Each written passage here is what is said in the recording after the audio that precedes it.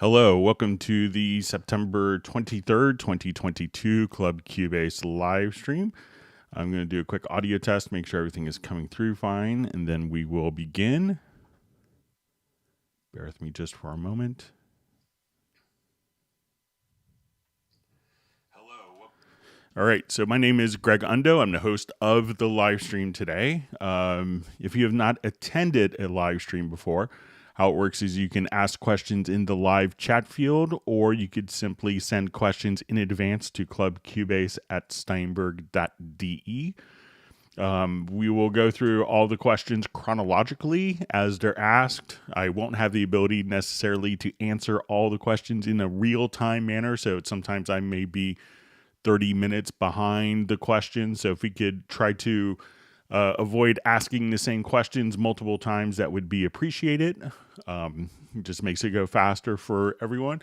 So I work as a product specialist for Yamaha Corporation of America, primarily focusing on Steinberg products, and I'm presenting from outside of the Washington, D.C. area in Alexandria, Virginia. And if you are watching the live stream live, please feel free to introduce yourself and tell us where you're from.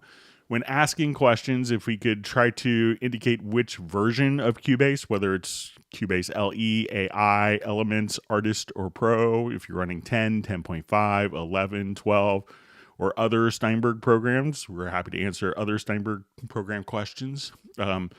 So be happy to answer that, but if we could do that, and also which operating system, that information is helpful. We should have all of the topics covered in today's live stream pinned to the top of the comments field 3 or 4 hours after the live stream ends, maybe 5 hours, depending on how long the live stream goes.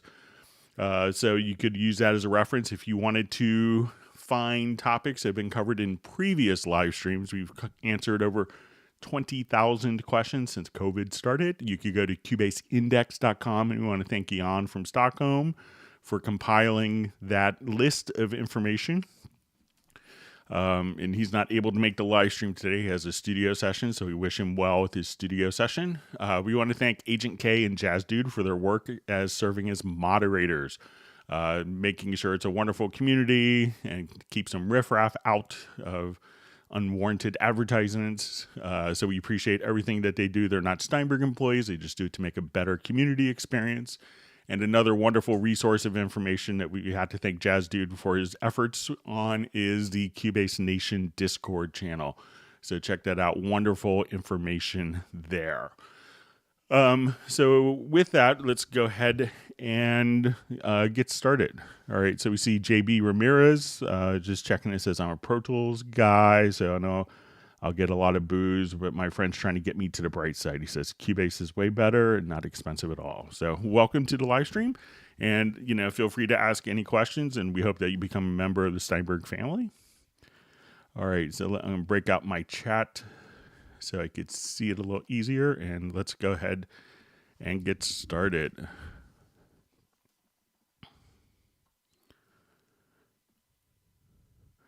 All right, so we see Jazz Dude from Germany. We have Robbie Bowling saying hi from Dallas, Texas. We have Filter Freak.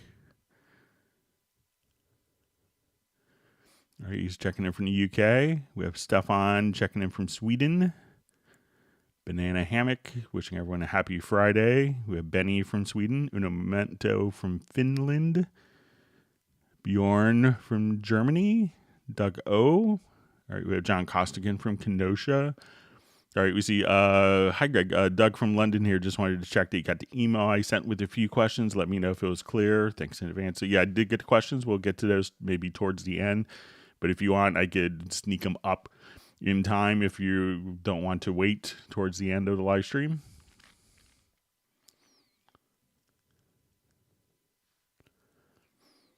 All right, so we have first question. Is there a way to draw up and down pitch, for example, pad, or how can I edit the pitch to make a pad up and down as I will without using the new FX modulator? Okay, so let's say I'll just go to a different project.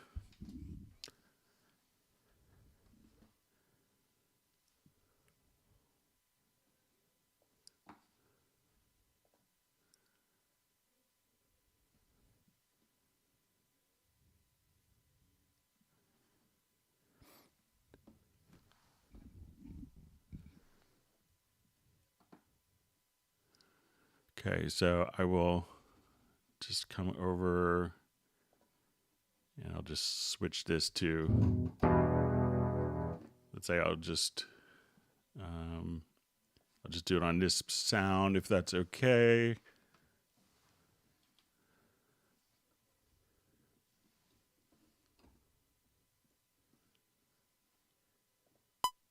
So I'll just do a quick, I'll just record a chord.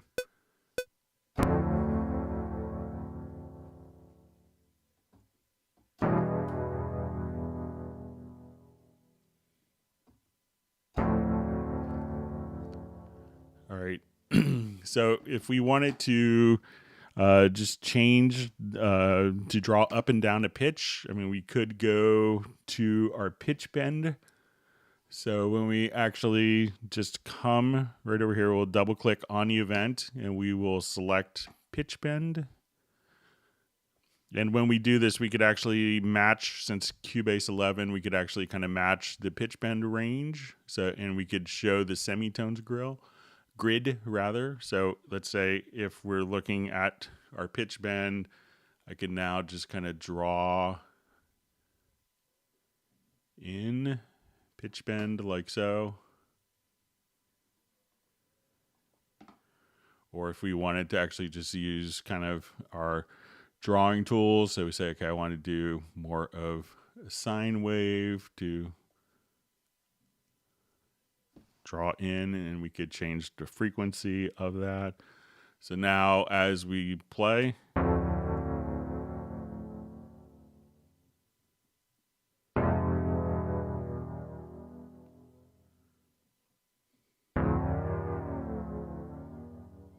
so let me know if that's what you want to accomplish, to be able to draw in the pitch changes, to have it go up or down. All right, so we have Tommy C checking in from South Florida. Great to have you on.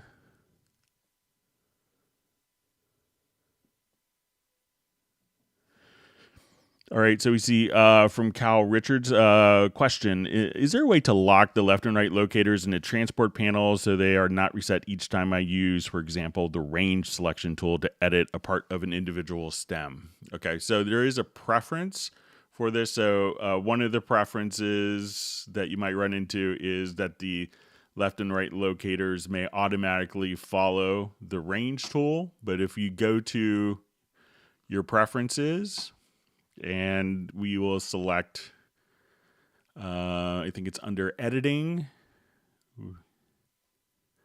cycle follows range selection. So if that is checked, now my left and right locators will automatically follow the range tool like we see here. So if I select a range, the left and right locators follow. So, but if we go to preferences and uncheck cycle follows range selection, at that point, they're not affected by the range tool and they will stay in place unless you physically move it.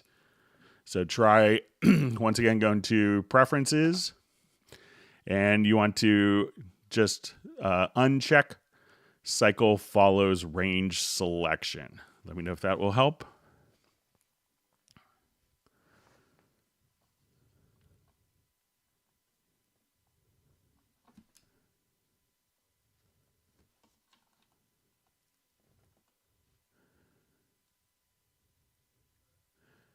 All right, so I see from Tommy in South Florida says, did you get my questions from the email I sent you? So I thought that it was, I remember the email coming in, and I thought that it was just kind of a clarification of something that we covered. But if you want to ask again in the chat field, that'd be fine, Tommy. Just make sure in case I missed something with that. All right, and we have Soren checking in from Sweden. We have Nick from the UK. Thanks for joining. All right. Omyong Bits is saying hello to everyone. Thanks for being on the live stream. And he has a question. Okay, so I'm just see a question. Hello, I'm wondering why Apogee UV22 is not available in Cubase 12 Pro. So it was actually changed to the Lin 1 dither. So when you just wanted to and any plugin reference in previous projects is automatically carried over. So as soon as we would go to a particular plugin, we could just see this. I think it's perhaps a little more contemporary. And it's also going to work with all of the latest operating systems. So that's why it was kind of replaced with the Lin Dither. So you could just do that just because it's going to, but all the settings that you would have in the Apogee UV22 dithering are automatically carried over with this. So it's just kind of an updated dithering, and it's going to be able to work with more contemporary operating systems and processors. All right, so we have Dennis checking in from Quebec City, Canada. Thanks for being here. We have Sam Small from Austin, Texas, one of my favorite cities. We have Prajwa from Nepal. Thanks for being on. Tommy C wants everyone to kill the like button. All right, and we have Patrick Current checking in from Germany and Zura from South Africa. All right, so we have Mike L. Print Score says, "Hi, I'm in Frederick, Maryland. Could you demonstrate how to print a score? I'm using Cubase 12 Pro, Mac OS, and when I executed a print, Cubase freezes and I end up using Force Quit." Okay. Let me just open up a quick project here.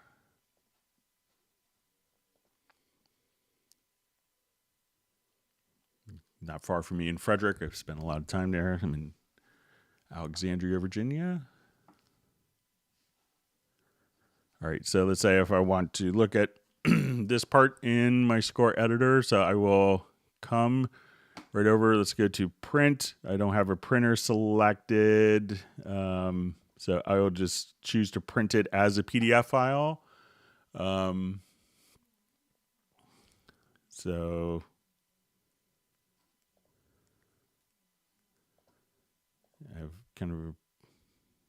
I may mess up my wife while she's on a conference call. I'm not sure if the printer is on in our home network here.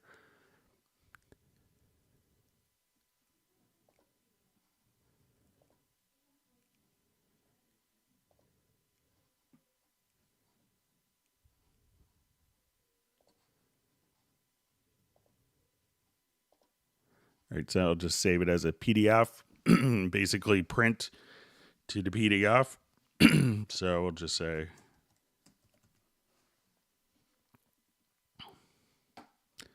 and I will save it to my desktop. So now when I go to my desktop, so we see our score PDF, and now everything is just as if it was printing. So, make sure that you check to make sure that your printer is functioning, but, just kind of, I've not had any problems printing the score. So make sure that your printer is working well with your operating system. But, there's just kind of the score PDF that that we just did through kind of the print driver. So let me know if you could export the PDF and see if that works as well, if that makes any difference. And thanks for being on the live stream. It's good to have someone local, fairly local.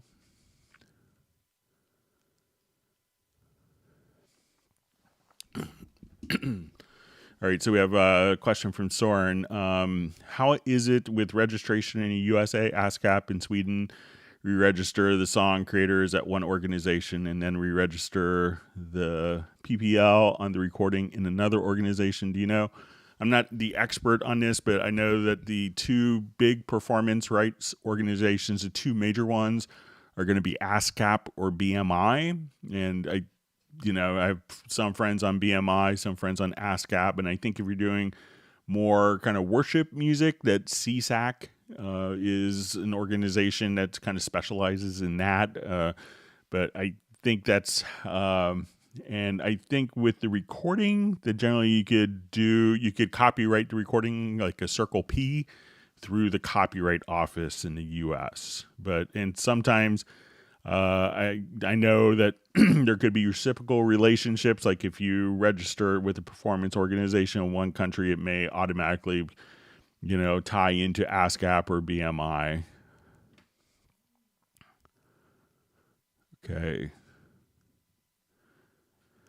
Okay, so we see question, could you please explain BASIC from the beginning? All right, so let's, it's kind of a general question, but if we're going to start a new project, I would come over here. Let's say we're going to do a new project, and it's going to ask you for a folder, and this is where all of the audio files and all of the project files are going to go directly into this particular folder. So I'll select this folder. And now if we're recording audio, we probably want to tell Cubase our particular audio interface that we're using. So we'll go to our studio menu to studio setup, and we'll just select the audio system, and then we could use the audio interface driver. You may have to install the driver for your particular audio interface. You could select it there. Go to your studio to audio connections and define like your inputs. And you could have however many inputs your audio interface has, you can have set up. And then you may want to define outputs, or more advanced uses, maybe a control room. We could click on this plus to add different types of tracks. If we want to add an audio track, we could choose for this track to be mono, stereo. If we want to do 714, if we're working with Dolby Atmos. So you could probably think mono for like a single guitar, saxophone, voice, stereo for recording something like a audio out of a keyboard. So we can now come over here, we can add a track. And if we wanted to add an instrument track, we could right click, or again, click on the plus sign here. And if we want to work with software instruments, we could now add an instrument track. And at this point, we could choose our different instrument tracks. So I'll just do a Hallian Sonic SE here. And at this point, we have a transport here. So we could play, and if we wanted to record with MIDI data going from a controller keyboard,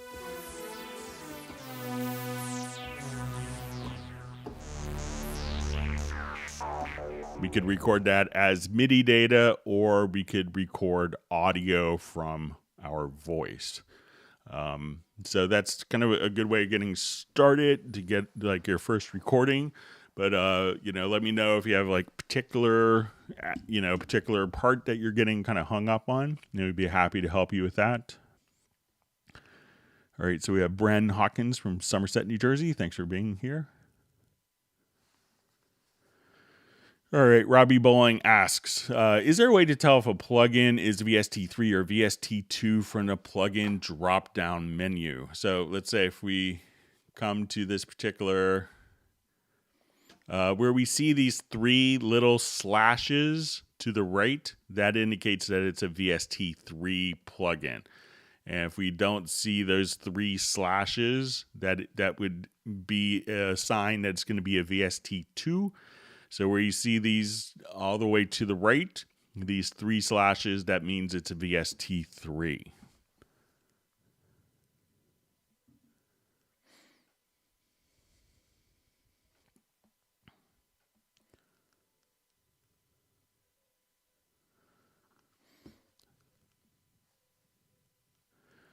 All right. So we have a question. Hi, Barak from Turkey, new Cubase artist user. Congratulations on being a part of the Steinberg family. And his question is, how can I delete a section of an audio file without shifting the audio back and forth? Okay, so let me just drop in a quick audio file here.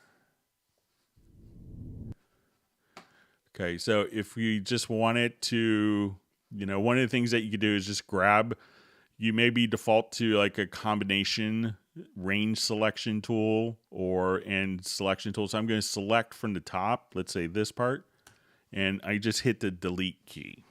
So all you have to do is kind of select the range and hit the delete key on your computer keyboard, and you could just delete that range. If you hit shift, like control or command plus shift plus X, we can have the space that for that selected range automatically and shift the events later in time to fill the gaps. But whatever event you have here, just hit the delete key and select with the range tool, and then you could just delete that without shifting the audio back and forth. All right, so we have a question. I assume that Matt is free in Cubase Pro. So yeah, the Matt Lin 1 dithering comes standard with Cubase.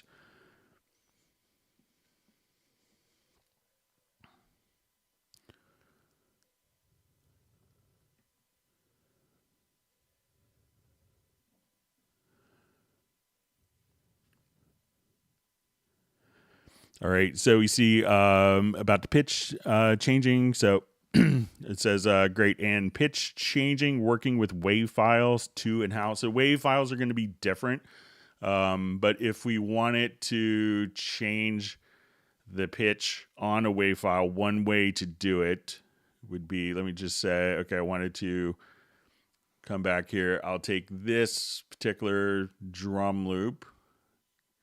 Is you could take any of the audio files. An easy way of doing it is to take it into excuse me, into a sampler track. So I'm going to go to sampler control and I'm just going to drag a file in. So as I want it to just play this particular note,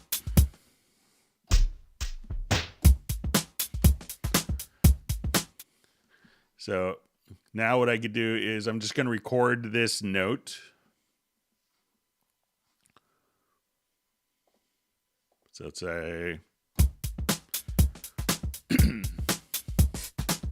so I'm just triggering that particular note and once it's in the sampler track, at that point I could just do pitch bend. And we could set the amount of the pitch bend here. So if you wanted to do some extreme elements with the audio, we could say, let's go for a 1 octave pitch bend.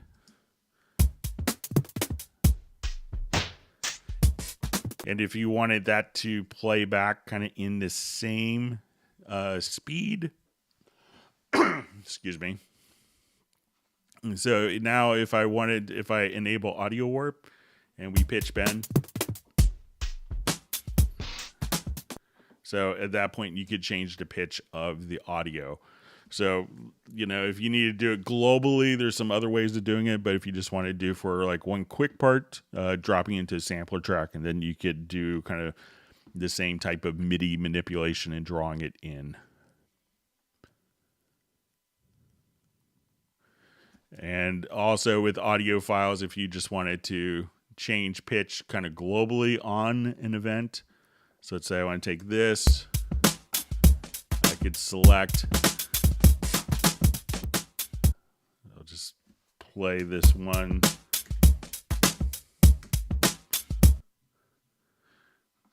So if we have an event selected, we could just transpose the pitch directly.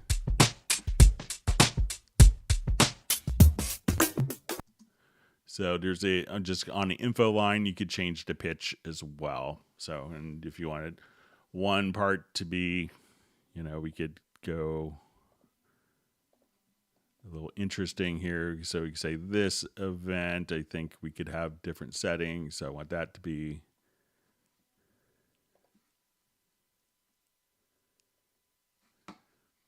so if we listen to this now. So just by cutting, we could put in different transpositions like that as well.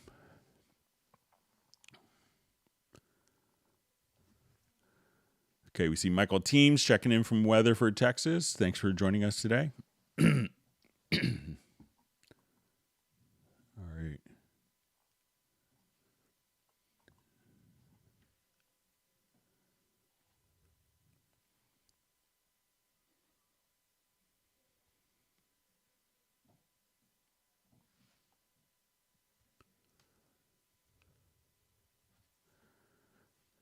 Okay, so we see a question. Hello from Amsterdam.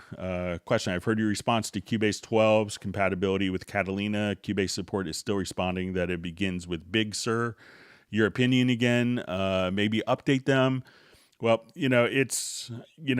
I've seen people and I know people running on Catalina. And if you wanted to try it out and see, it's not officially supported. It hasn't gone through all the QA, the quality assurance tests. But, and that's why we make a trial version. So if you wanted to try it, it wasn't written and it wasn't, tested in Catalina, but there's a lot of people, and that could depend on what plugins you're using. If those plugins are working in Catalina still, that could be a factor. So make sure that you, give the trial version, try it out. And that's a great way to see how it's going to work on your system. So, all right. So Nick says, 69 watching, only 32 likes, whack the like button. So that enables us to continue to do these live streams, and we do these every Tuesday and Friday. And 1 week from today, we'll be doing our end of month Zoom meetup.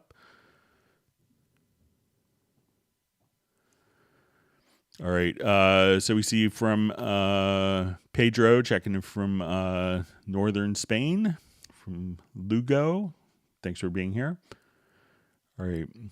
So question, are there any issues hot swapping USB-based MIDI controllers? I haven't tried it yet, but will soon. Would swap between a mixer fader controller and a keyboard controller, so no problems. Cubase will recognize it prior, I think, to Cubase. Prior to Cubase 8.5 on Windows, you would have to restart the program. But since 8.5, and it's 6-7 years ago, that hasn't been an issue, so no problem. I hot swap all my numerous controllers and keyboards all the time.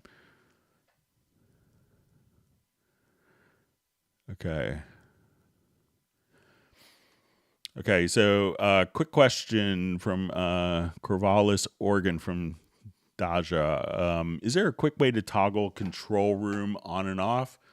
So if we go to the audio connections, you could just go to the audio connections under the studio menu. You could just turn it off here and enable. So this would be like your on-off button for the control room. So you could do it directly there. So give that a shot. So once again, studio menu to audio connections, or you could hit F4 as the default keyboard shortcut for that. And click on a control room tab, and that's the power button to disable, enable the control room.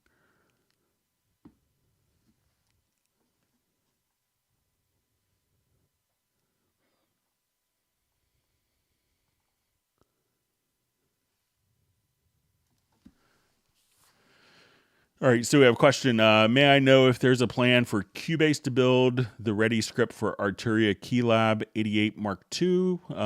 So I know some of the Arturia keyboards are already supported, but I think the concept with this is that, I'm sure that there's users that have done this already, is that the manufacturer is going to be creating kind of the MIDI remote script so that, because they know it best.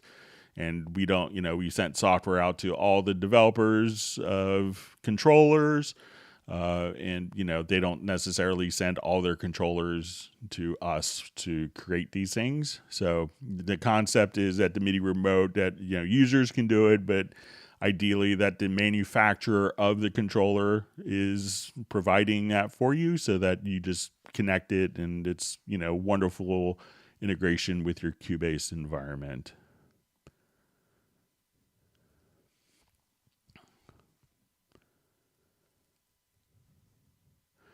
Okay, so we have a question. Is there an instrument names list for percussion sounds in the drum kits of Halion 6?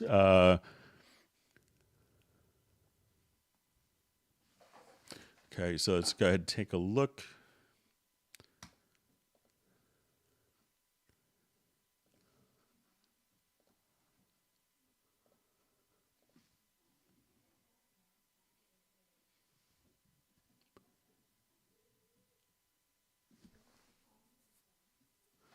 So I haven't looked for a kind of a physical list of it, but we'll.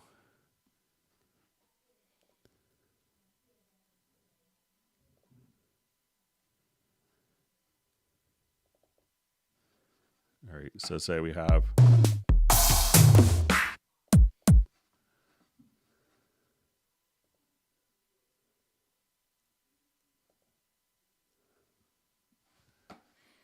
All right, so say if we come over, I mean, we could probably, let's say if we go to edit and go to mapping.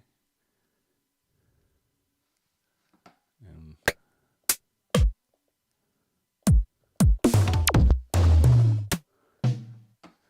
so I don't think that there is a.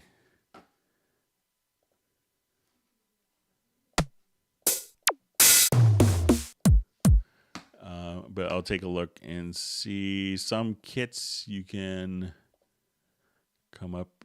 And there's some kits that you could come up and actually just create that, but I don't know if there's any drum maps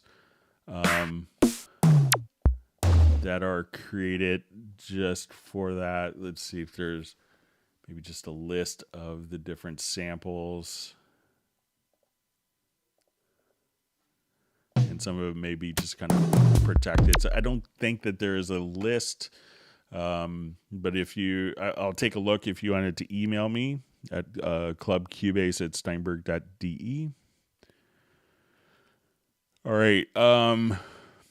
So in second part to the question, is there a way to turn on and off all VSTIs in your project at the same time? So we might be able to do this with Project Logical Editor. So let's see if we could do this.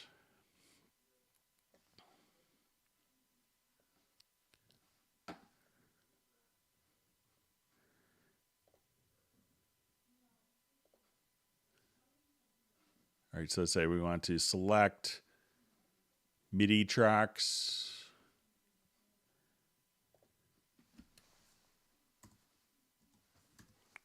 And then on the post, we can say enable disable track. So let's say if I just want it to come here.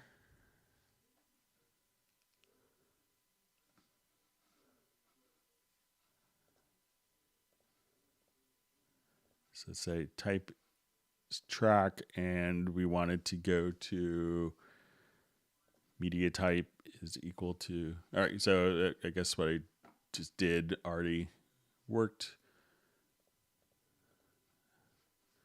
All right, so let's say we want to say media type is equal to MIDI. And then if you wanted to turn them all on, so we can say select for the function media type is equal to MIDI, and then we could say audio disable/enable track, and that will take all of your virtual instruments and disable them. So let me know if that's helpful.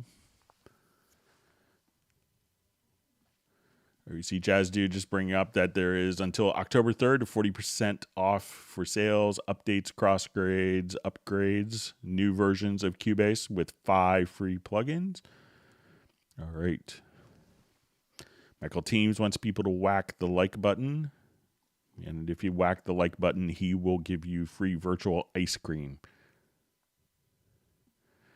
All right, so we see from Kyle Richards, thanks to the response for my locator range selection, problem solved, and hand clap emoji. So glad it was a simple solution. All right, and we have Steve Thompson checking in from Glenville, New York.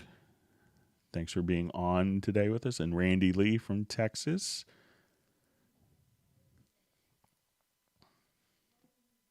I see that the ice cream distribution has begun.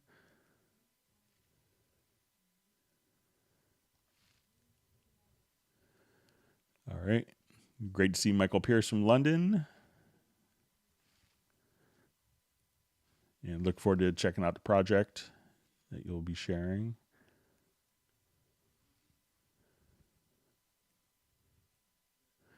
All right, so we see from Barack just says, oh, thank you. Just 15 minutes ago, I couldn't select the range like you did. It helped. Thank you. You're welcome. Thanks for being on the live stream and asking great questions.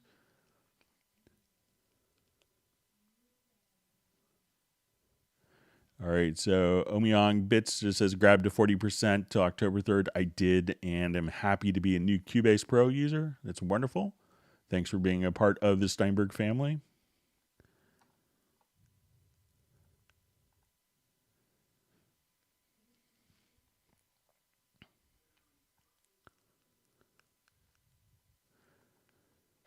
All right, so we see, hello, Greg. Is there a way to increase the amount of quick controls? 8 is not enough here. So what you can do, you can think of it as 8 quick controls at a time. So if we go to, let's say, like our audio track, we could have quick controls that will be like volume pan, and then we could, have this. But if I wanted this to only be send, we could have different presets for these quick controls and be able to call them up, very easily on different tracks. So if you wanted to be EQs, or send levels or whatever parameters. So while you have 8 quick controls, you could have multiple quick control parameters. And when using something like, I will come over to, let's say, our MIDI remote, and we have this set for quick controls. We could have the quick control focus. So now I'm just kind of doing my sends here, but let's say on this track I have an insert effect. I could now, so let's say, okay, I go to my delay. So at this point, we could have the focus kind of automatically kind of change based on what is the window focus. So if I want to control, plugin parameters, I'm controlling my plugin parameters. If I select a track, I'm controlling my track parameters, and we could also lock the quick controls to be on different things. But so you could have, multiple sets of quick controls and toggle back and forth between quick controls for plugins, quick controls for tracks. So that could give you 16. And that could give you, if I go to another insert on this track and say, okay, now I just wanted to go to, my chopper plugin. So now this is my active. I'm controlling my chopper plugin settings. I come here, and the quick controls are controlling my actual, the settings for the delay plugin. I select the track, and now it's going to be controlling all of the track settings. So, while you have 8 quick controls, depending on what you have to focus on, those quick controls can change dynamically. So let me know if that's helpful.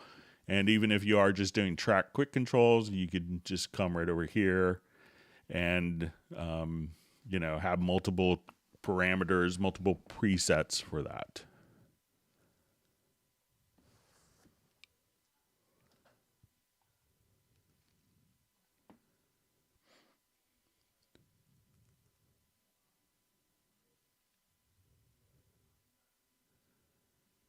Okay. All right. So Michael Teams is granted 1 gallon of butter pecan ice cream for my family and myself. Thank you very much. Look forward to that. All right. So you just see a question. I'm kind of new to Cubase, but I'm a Windows user. So what's the difference between iOS and Windows? So iOS is the operating system that's used for Apple's iPhones and iPads. So it's kind of their mobile operating system. So that's really if you wanted to run a version of Steinberg software for recording and composing, you could use Cubase for iPad or Android or Chromebook. But so they're just 2 different operating systems. Like Android is a mobile operating system. iOS is kind of a mobile operating system. So we have Windows for desktop and laptop computers, and Mac OS for like MacBooks and Mac Pros. So kind of the desktop and laptop model Apple computers.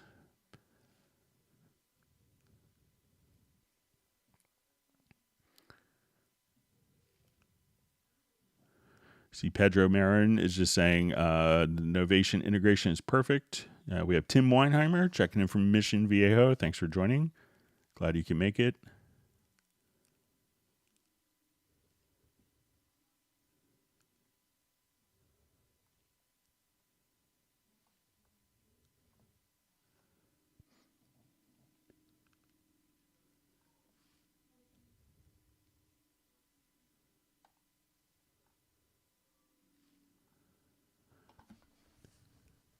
Okay.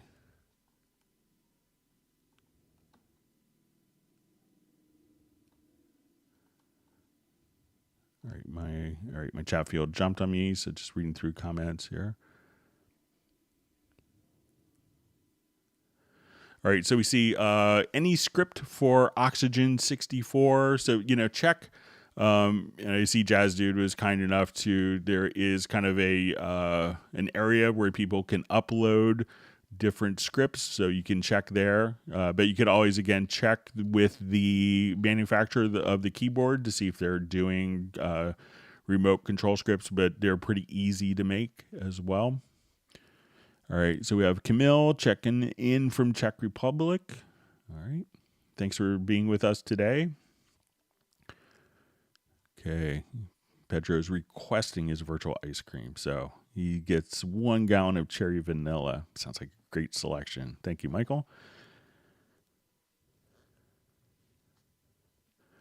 Okay, so I just see question. So purchased a pro version, and on the website, there's also offers for updates and upgrades. I wondered, what if the pro version I just purchased are missing some of the updates, upgrades, etc. So probably, there are, if you go to your My Steinberg account, you'll see vouchers for kind of partner products, like from, so it's like Soft Tube, Acoustica, Arturia, Celemony systems. So, there's Number and Amped Electra. So those are kind of complementary. So, but if you had Cubase comes in like an LE or AI, which kind of comes bundled with hardware, and Elements or Artist, which is kind of has fewer features. And for users that have maybe a Cubase Elements and they want to jump up and upgrade their Elements to Pro, that's when you do it. But if you just got Pro, you probably have the latest and greatest already.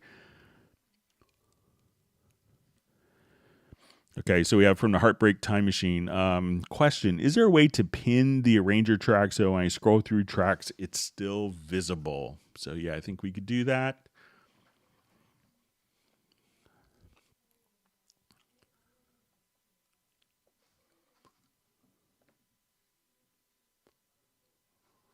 All right, so there is a divide track list function. So let's say, like I come here, I scroll up and down, my arranger track disappears. So there is a little function here. We see, and it's pretty subtle. We'll see this little divide function here. Click there, and now, or right here rather. So you see just below this arrow, it's kind of pointing down to like a little divider. All right, so now that we have this arrow, we can now have our track divider. So we could just take tracks and drop it from a lower zone to an upper zone if we want it. But now, if I have just my arranger track in the top, I could scroll down and the arranger track is always visible. To turn this off, you want to click here. And then all my tracks will scroll, but right below the little arrow in the very upper right-hand corner of the project window before you get to the right zone. Look for that. And then you could drag the track up and see. So if you always want the vocal and arranger track to be in the top area, you can do it just like that. Let me know if that's what you were looking for.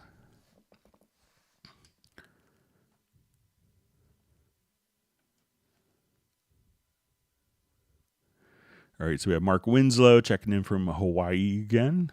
Still jealous that you're in Hawaii and I'm not. All right, and wonderful to see Gareth on from Spain.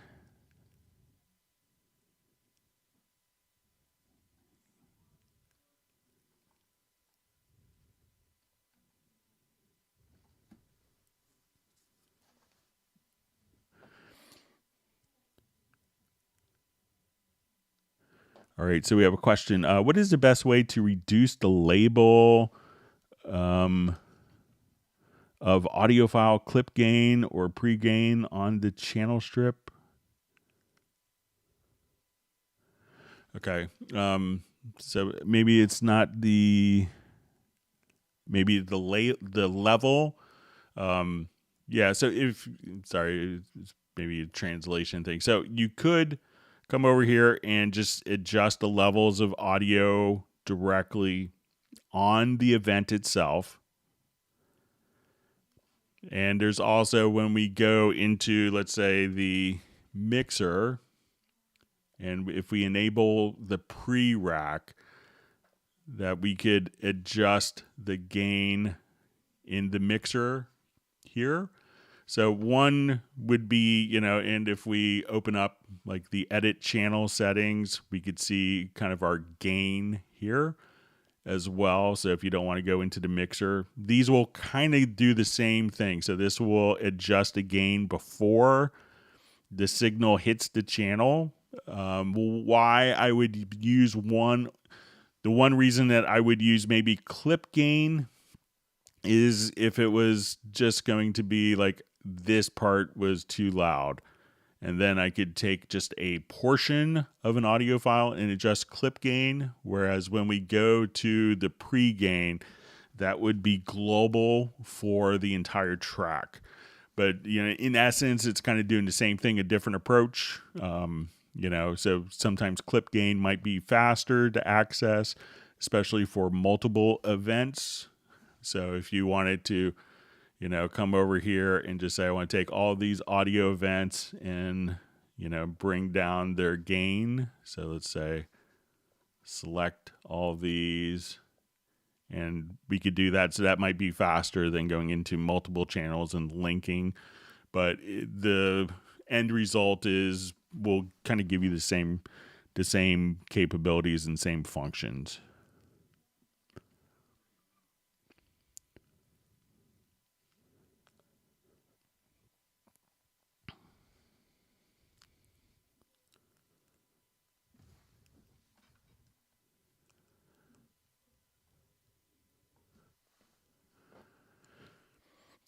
All right, so we see a question again regarding gain staging. If my mix loud overall, what is the best way to reduce levels, pre-gain, or reduce volume on each channels? It will be so long, by the way, or VCA. So VCA is definitely a great solution. So I'll just open up a project here.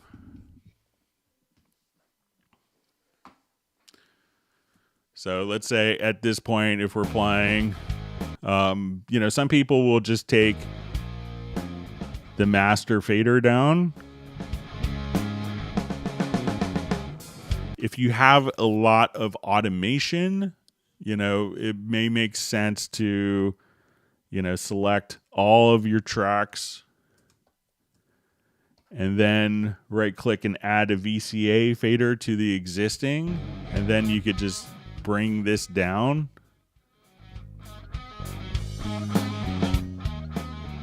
So that would make sense for kind of a global project. So, if you have a lot, but at the very end stage, if your mix is too loud, you could adjust the master fader or a VCA. Either of those would be a good choice. And if I had a lot of automation, I may use the VCA, especially with effects ends, so that the gain staging isn't changing on the effects end. So either one I think would work great.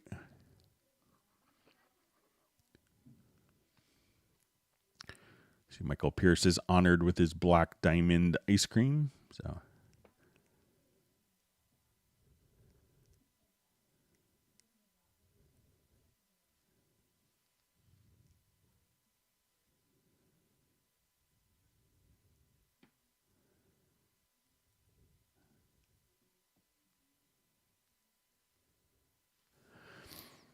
All right, so we see question, any plans to upgrade the design of old plugins like it was with the Project Logical Editor and Logical Editor, for example? So generally, there's usually a few plugins, like with every new version that will get a GUI redesign. So, but sometimes it's not the highest priority. It's like, oh, the maximizer sounds great.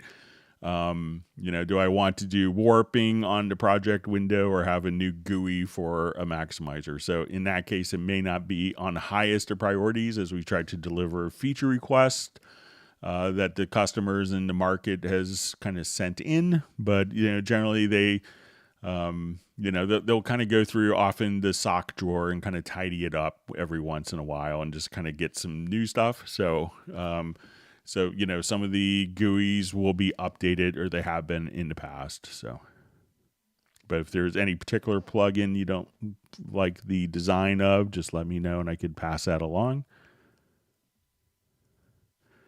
All right, so we see from the Heartbreak Time Machine, yes, thank you, the Arranger track pin. That's precisely what I was looking for. Great.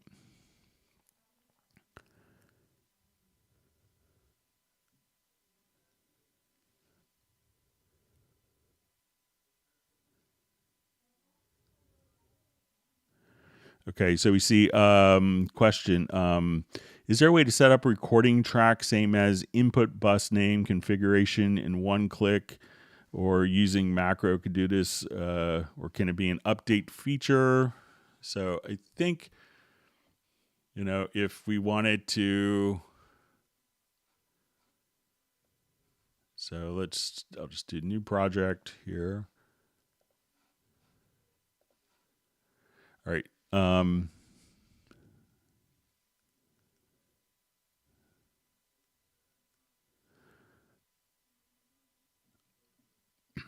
right, so say, is there a way to set up recording audio track as input bus, name configuration, etc., in one click, or using a macro? So if you click, let's say we go to add a track, at this point, we could choose, what input that we want to use, what output. You could even enter a name. So let's say, okay, this is going to be,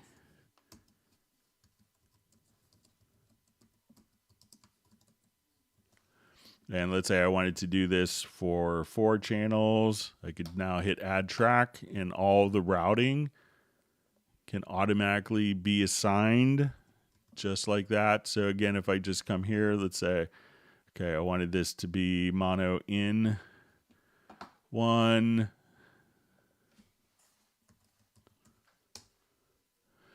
So all of the input and output routings can be set up with kind of one mouse click.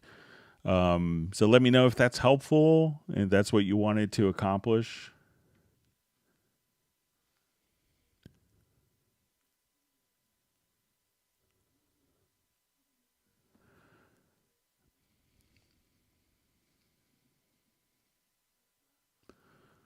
Okay, so we see what is wrong when the LUFS integrated number -16 LUFS is red. Okay, so let's say if I'm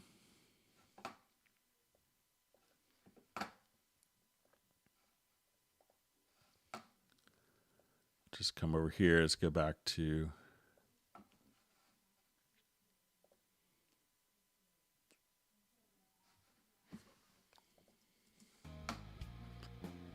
all right, so say if we come to our meter, and we'll go to our loudness meter here. So it could be depending on what your settings are. So let's say, okay,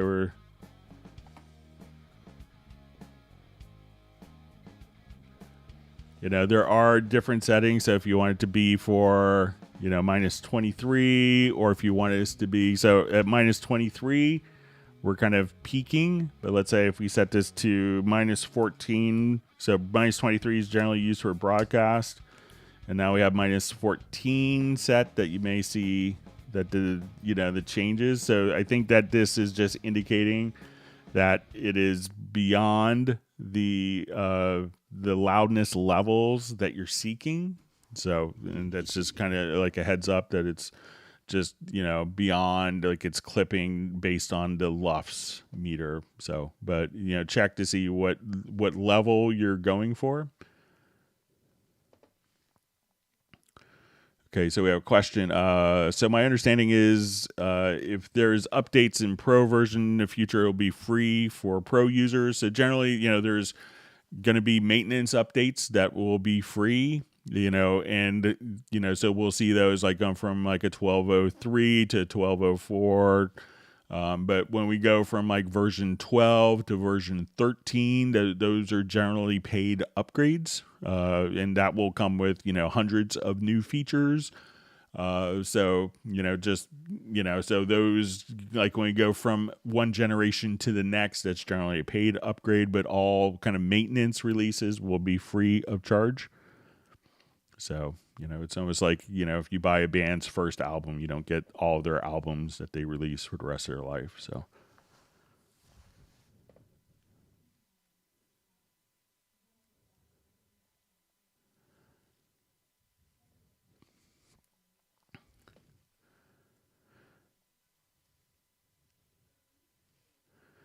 okay.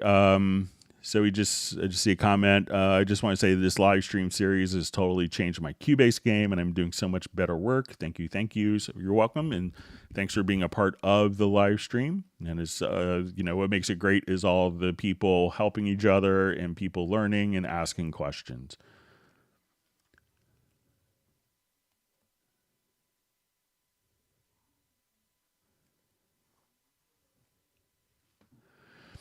Okay, so we see from Michael Pierce, I know it's been mentioned before, but is there any chance that at least stock plugins could save externally loaded samples in the project folder by default, for example, IRs?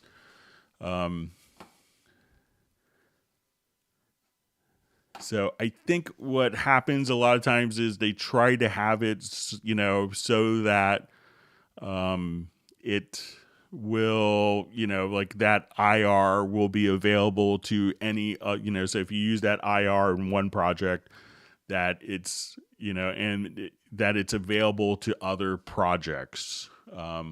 What I see some people do, and I've kind of asked for this, like, especially with Hallian and people making their own Hallian samples, if that could be stored. And I'll show you like what a friend of, like my friend Clay Oswald, he's been on some of the Zoom meetups in the past. He does like a bunch of work with Gloria Stefan, did all our big hits. But so while it may not save, what you can do, I think I could show it. And let's look in this project.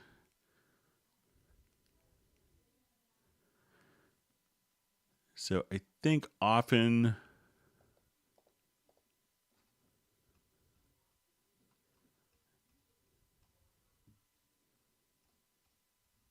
let's see, but he will actually like create folders. Yeah, so here he just put a folder for setups and sounds. And here he will have like his different samples that are being used in the project, and he will just manually put it into the project folder.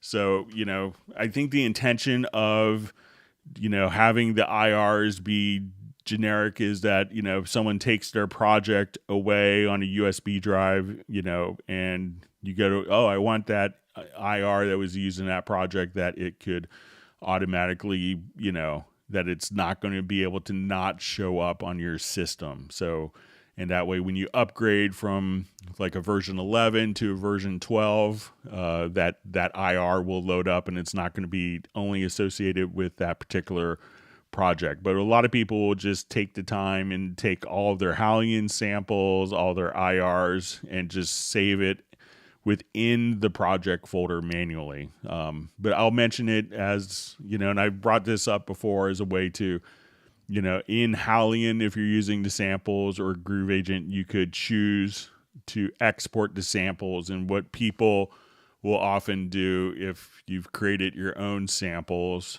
So let me just do a quick Hallian here. So if I drag a sample over at this point, we could just say, okay, I want to take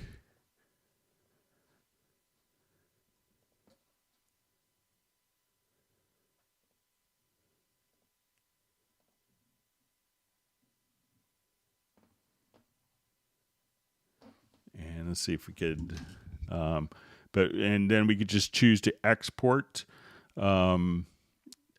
export the programs here. So, when we just say, okay, I want to export to samples, that at that point, we could do it here. But I don't think it, so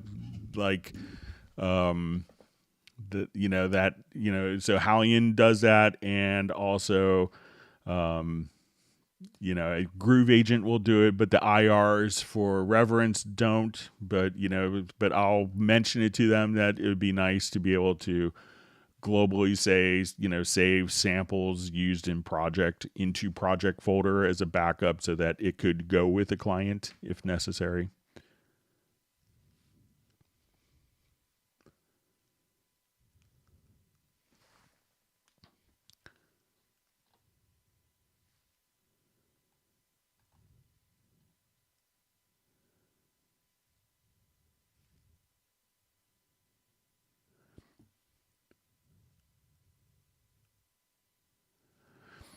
All right, so we have a question, how to get Cubase to auto-color your tracks every time you initiate a new one. Okay, so if we're doing a new project, come here. All right, so the preference that you want is just go to your preferences and go to under user interface. We want to select track and mix console channel colors. So I have it set to use previous track color +1. So now when I go to add a number of tracks, at that point, it'll just automatically increment the colors and add and go to the next color like that. So once again, go to preferences, to user interface, track and mix console channel colors. You could have, I think it's use track's default color, which may be gray, kind of boring, but try use previous track color +1 or use last applied track color. So give that a shot.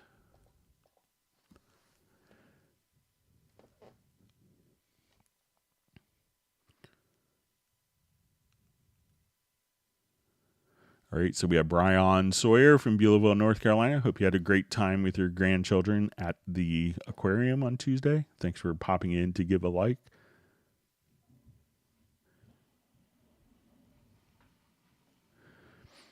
Okay, so we see from Turbon, hi, great stream. Is it a way to navigate through places where you're clipping in a fast way, too fast to be able to adjust said places, like if you just analyzed a whole project or something?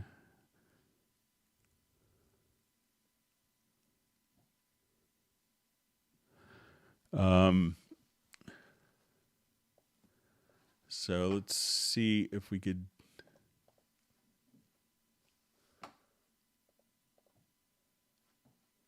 So I know WaveLab has functions for that. But let me just.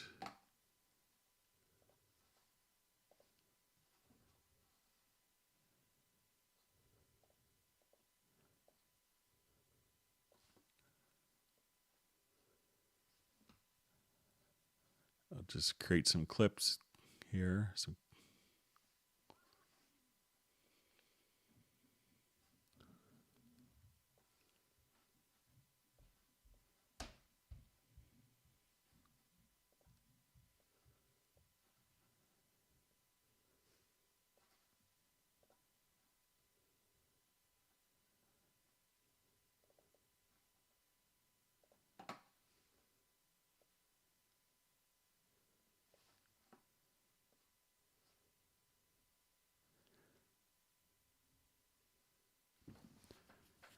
Yes, I know if we take it into WaveLab that you could have it automatically detected. But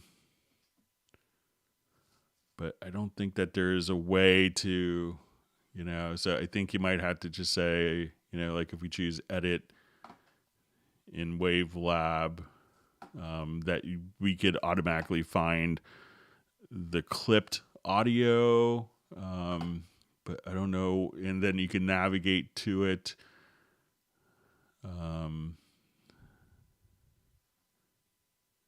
But I don't think that it's actually possible in Nuendo. But you could do it in WaveLab as well. So sorry about that.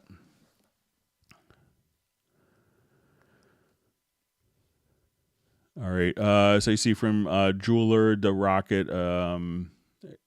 It says, I thought this live is for Cubase users to ask questions. Mine was skipped, but no worries. All right, let me just see. Sorry about that. My apologies. Let's see. I'll scroll back. But if you want to ask your question again, didn't mean to skip it. Sometimes people submit questions, and some people don't. If the question is too long, it doesn't get asked.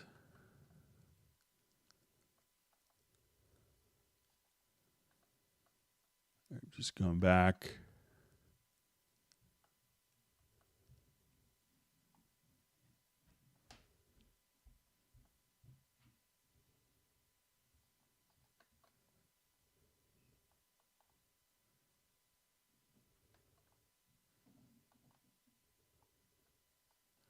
So I don't see your question in the list, but if you want to ask it again, I'm sorry. I think Benny runs into this, and some other people have run into this where their questions don't show up. I don't see it referenced in the list as I've gone back.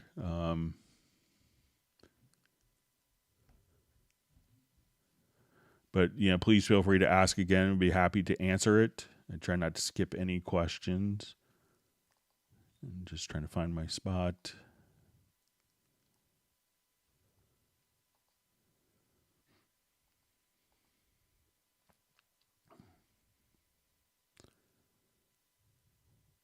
So yeah, please, Jeweler the Rocket, please ask your question again. Sorry about that.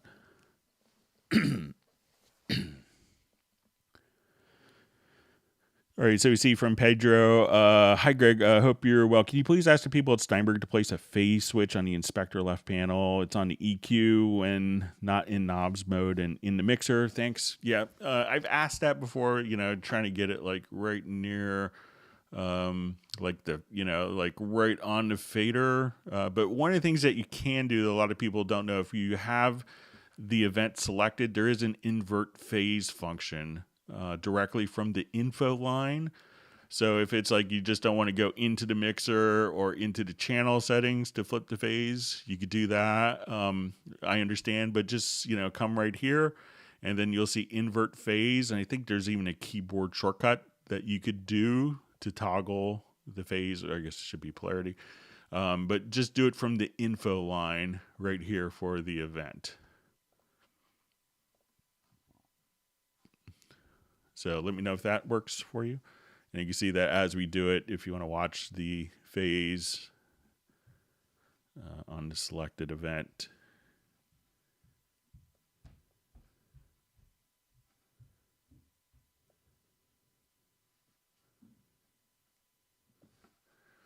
So we do this, and so let me know if that will, I think that'll get you to the same spot.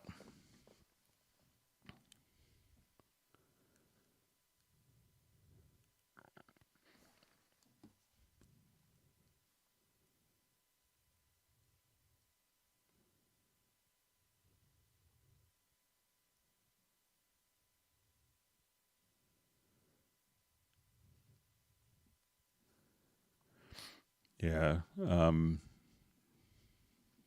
Yeah, so I guess Jazz Dude doesn't see the question from Jeweler the Rocket. So, but yeah, please, if you get a chance to re-ask the question. So sometimes you may see it on yours, but sometimes it doesn't come across. We've had some people just do that. It's happened to. We're not sure why. All right, wonderful to see Cedric Desa. Thanks for being on the live stream from India.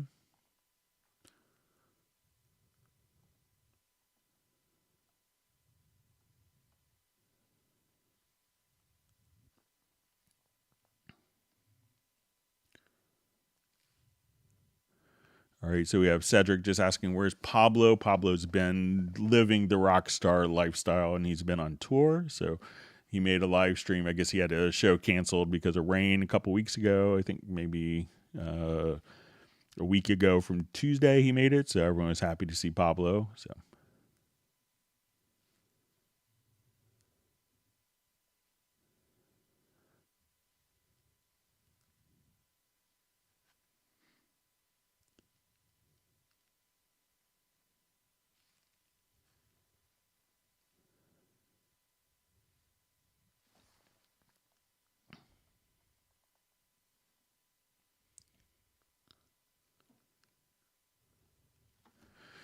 Okay. So we see from Uno Memento, just to reiterate, how do I change the audio snare track so that I can change the VST sound snare to it? Okay, so let's say if we're...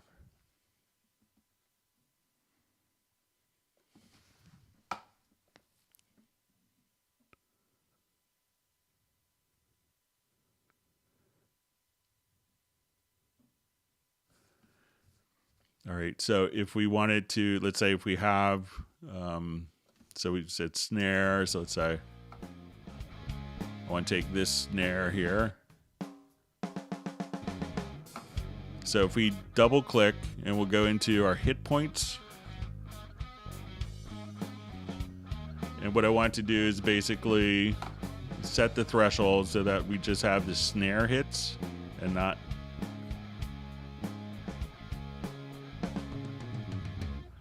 tracks that are bleeding through. So at this point, I'm going to select, I have a drum kit here. And what I'm going to do is just click on the create and we'll say MIDI notes. And I'm going to say this is going to be to D1. So now our snare is triggering inside a groove agent. So we'll just see.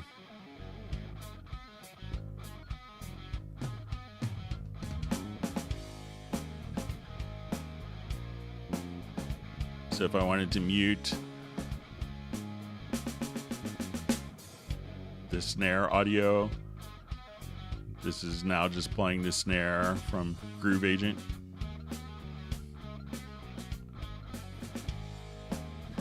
So let me know if that's what you want to do, or if you wanted to do maybe the other way around. But that's how you can. And then if you wanted to even, say, oh, the drummer nailed the snare once magically, you could take both samples here and just say, okay, I'm going to take just these particular samples and I could drag it to a pad. So if I wanted to actually use, so right now we have these two different snare sounds. And if I wanted to just layer those, as soon as we go to main, I could just say, let's layer those two sounds. And then if you wanted to adjust pitch, panning, so you could do stuff like that as well. So let me know if that's what you wanted to do.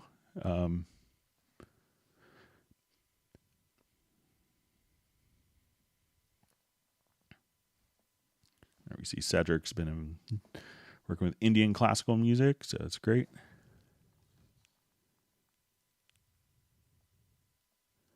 He got to use his Yamaha montage for it.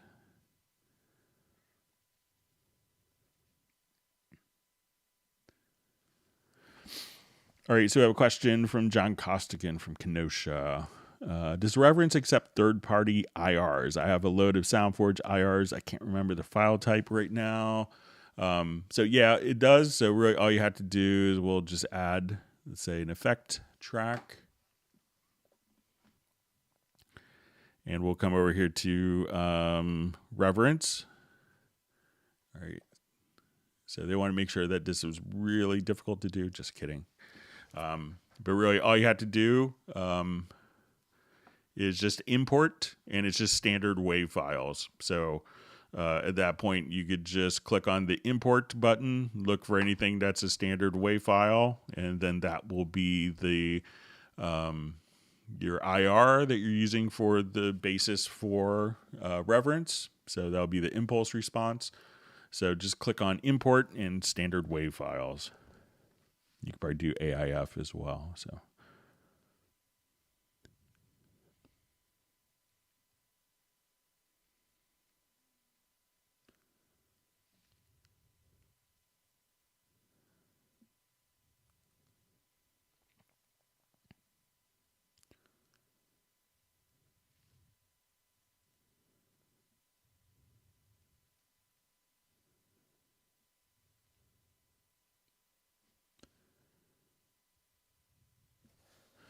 Okay, so we see just further clarification. It says my workflow is creating complex input bus, mono, stereo, mono for multi-track recording, and named mics as my input bus name, but I have to do it again for creating audio track, same name, order. So by meaning one click, it's like have a bottom says create recording tracks, same as input bus order name, something like that, and it will automatically create tracks named as customized input bus. So what you could do, let's say if we have something like that set up, so let's say I'll just come here, and what you can do pretty easily is, just let's say I want to do a new project, and we could just say, I want to, import. So, if you have that set up once, at this point, we could just say, let's go to your file menu to import. And I'll say, let's import tracks from project. So I'm going to choose, okay, I want to take this project. All right.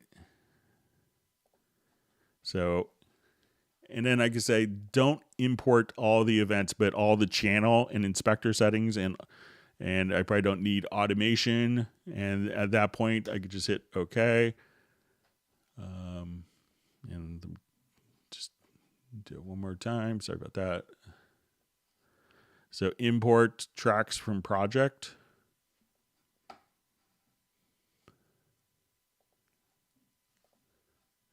All right, so I'll just select all, and then all of my routing, my folders are all preserved. We could also take, all of those settings, right click and say save track preset. So let's say I want to do this for my drums. Okay.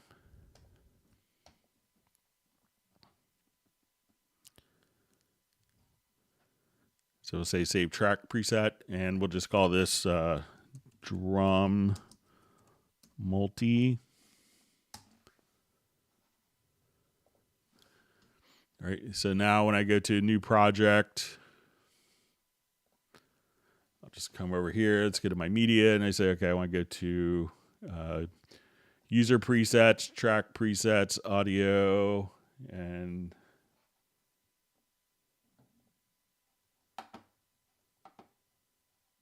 or under multi, sorry. And then I'll just say drum multi and drag it over. So, and then, we could have all of our, all of the inputs and outputs automatically preserved that way. Or, just work, come over here and, delete all the files and, save as template. So once we come over here, we can now save as your template.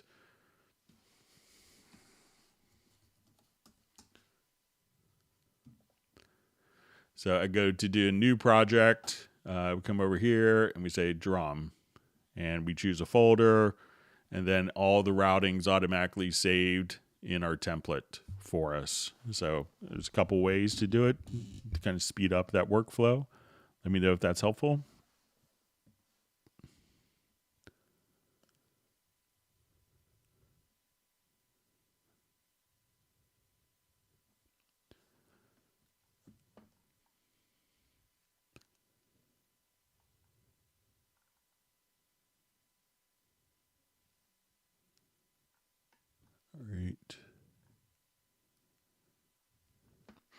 All right, so we see question, key command for adding a specific VST effects or instruments with one click will be amazing.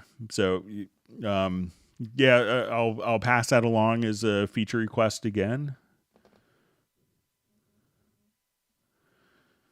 But yeah, so, sometimes when you have to, name different elements, coming up with names, like we could have, add this track, but sometimes then, adding this track with, this name or this plugin with this name isn't really possible that I know of. So.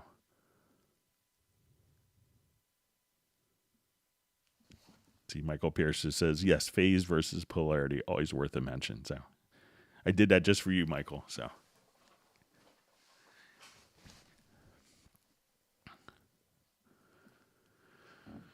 All right, so we have a question. Is it possible to move tracks from the mixer view?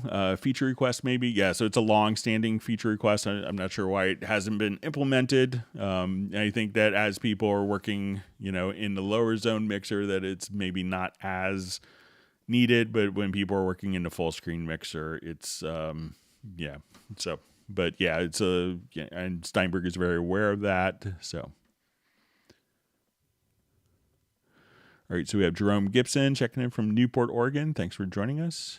And Julabul channel from India. Thanks for being here.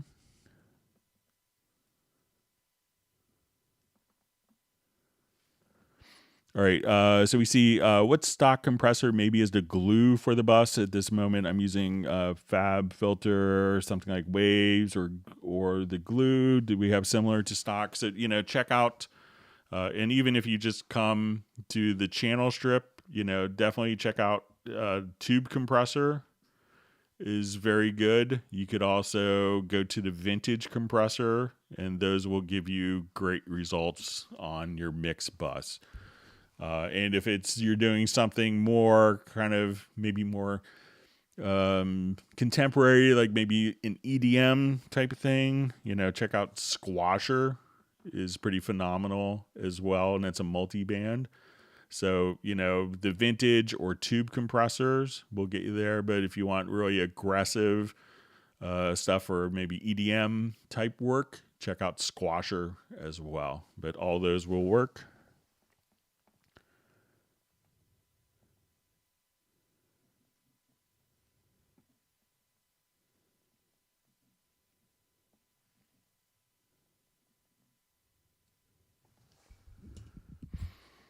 All right, so we see MIDI-enabled effects like vocoders should have the MIDI on top of the audio waveform, so you don't need to add a MIDI channel and send it to the vocoder audio channel. Saves lots of mouse clicks, etc. So, if we are doing that, so let's say we'll just kind of create a scenario. I'll revert.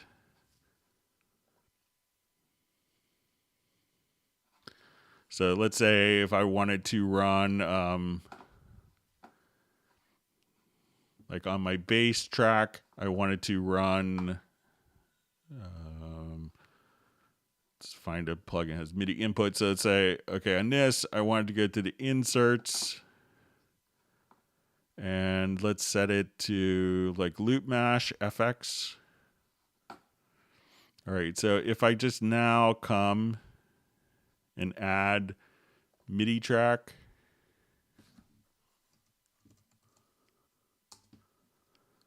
and then that could go right above, and then we could set the output here to Loop Mash FX. So not everyone wants it on, but if you just add the MIDI track and then just set the output, you could just, that's 2 mouse clicks.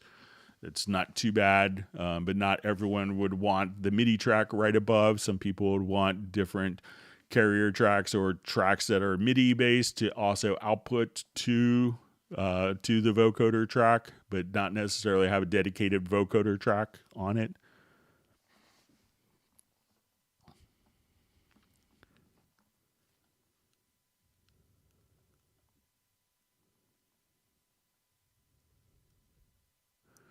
See Gareth just mentioning the hardware Vintage Reverb IRs and Reverence are great. Yeah, I think it was a version 10.5 that they added a lot of the plate impulses. They're really wonderful. All right, we see John Costigan just saying thanks for answering the IR question. Welcome, John.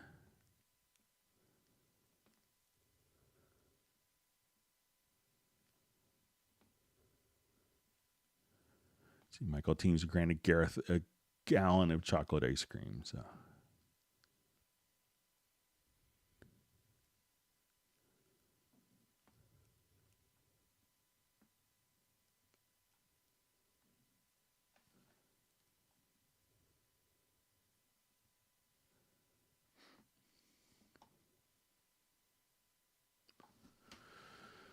All right, so we see a question. I did use this from Jeweler the Rocket. I did use Auto-Tune on Cubase 12 Pro on the offline process, and when I apply, the pitches goes wrong, while in the plugin, it's musically correct. So I don't have a license of Auto-Tune to test. So I have I think an old license on my my personal studio computer, and and it's kind of like having like the inner working with it didn't make just the workflow wasn't as slick as being able to double click and just do VariAudio editing. So I'm not sure if you have Cubase Artist or Pro, but where you could just do the built-in VariAudio edits. I could take a look at my system, but I don't have a copy or a plugin like Auto-Tune that has to do offline processing to work with. But if you want to email me at clubcubase@steinberg.de, I'd be happy to kind of check it out after the live stream.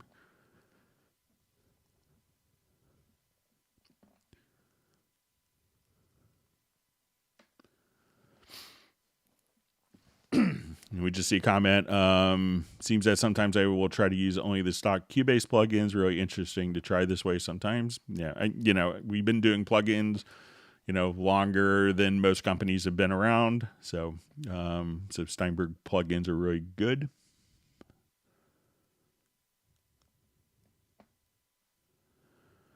All right, so we see any news on tighter Dorico integration with Cubase. So nothing that can be shared. I know that both teams are kind of working on solutions, so we just might have to be patient. It's a big undertaking.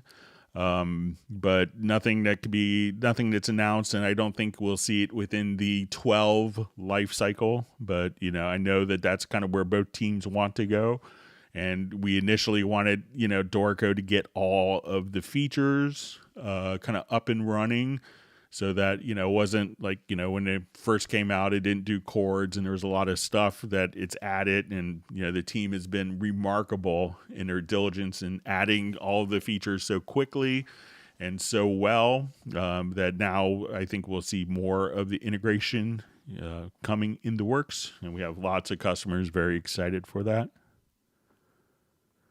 All right, so we see Razel Zamini checking in from Denmark. Thanks for being on today. We hope you're well.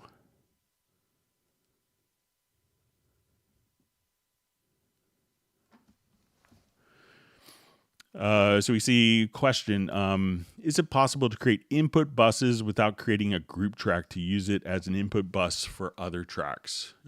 So instead of using a group track, what you could do is if you have just in your audio connections, let's go to an output. I just want to add a stereo bus here. All right, and I'll just call this record bus. So now if I wanted to, add an audio track, I can set its input from the record bus as well. So we could just come over. I'll just try it on.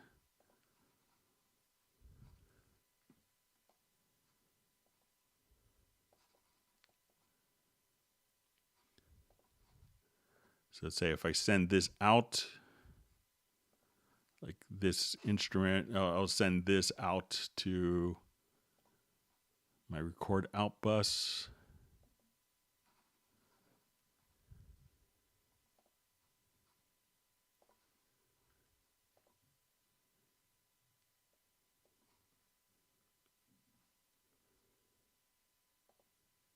So it should be showing up in there. Let me just try with the instrument.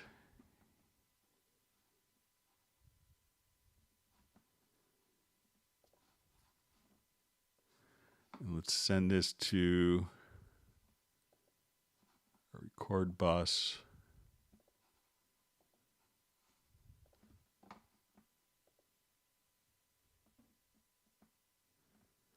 Yeah, I thought that we could do just a bus input.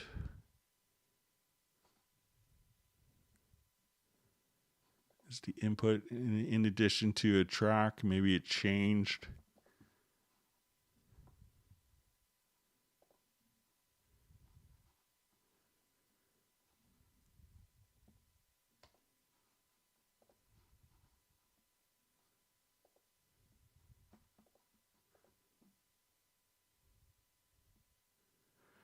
Yeah, I thought that you used to be able to do it. It has to be. Let me see if I come and set the routing. I didn't think it had to be routed anywhere.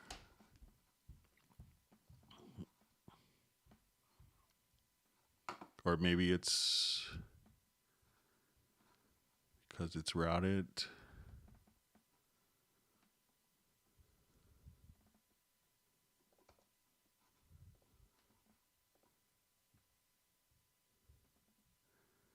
Maybe it changed, but I thought that you used to be. I'm pretty sure in earlier versions that you could do it through just an undefined output bus, but it doesn't look like it's. So it might be just limited to groups now.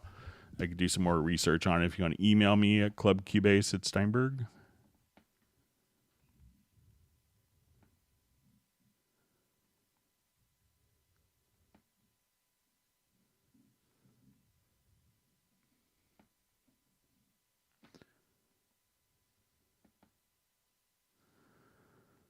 All right. So a question: is there any option so we can see in the track if anything clipping without opening the plugin on the insert while mixing without check the mixer?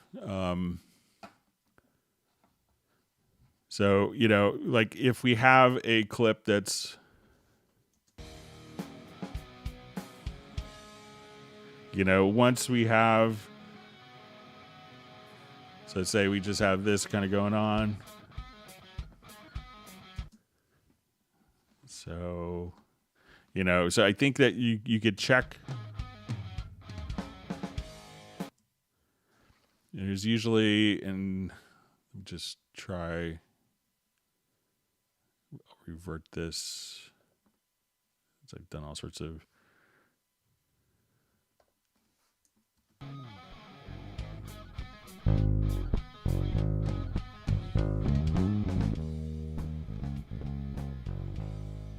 Alright, let's say I'll just go ahead and clip it with adding.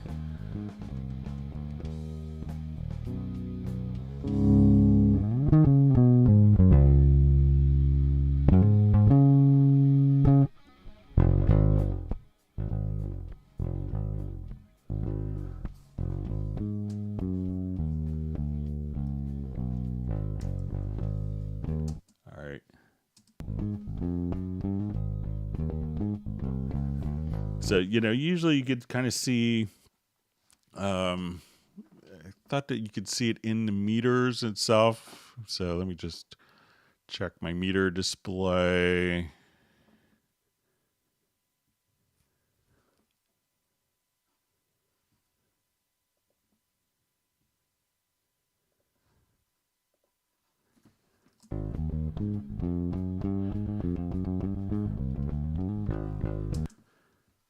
All right, and let me just see if we could.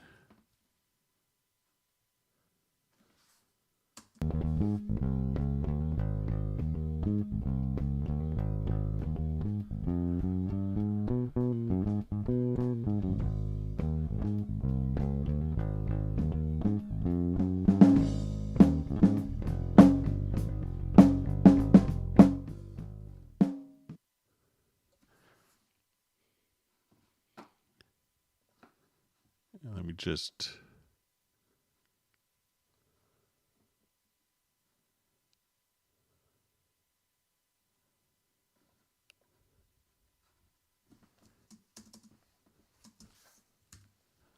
Come over here. Let's just check my.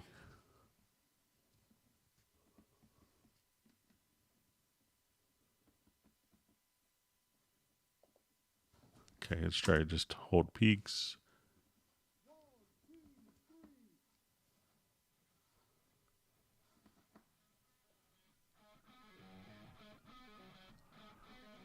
So we can kind of see the peak level here.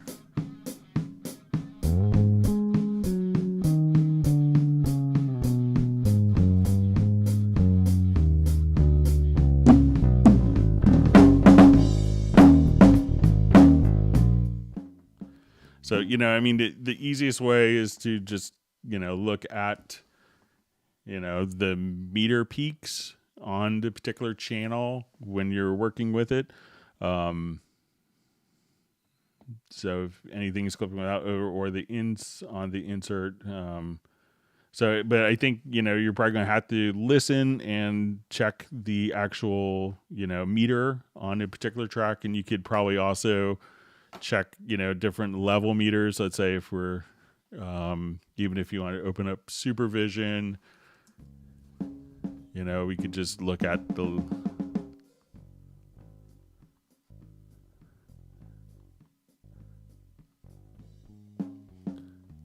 so if you wanted to just look at the level meters, you could do it via supervision as well.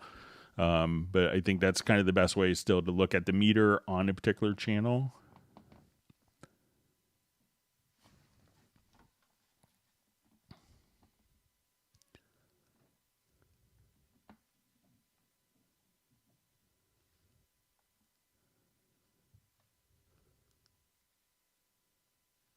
All right, going through comments.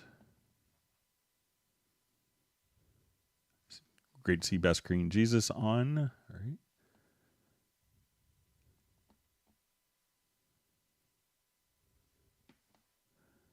All right, so we have Project Manalo on. Thanks for joining.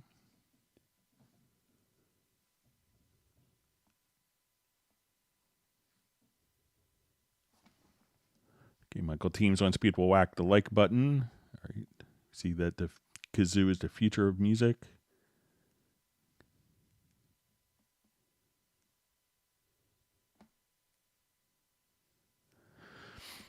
All right, so we have a question. How do I trim an event that has a fade out while keeping the fade start point? So this is new in version 12. So let's say if I have my fade position here, and I think if you just hold down, I think it's, let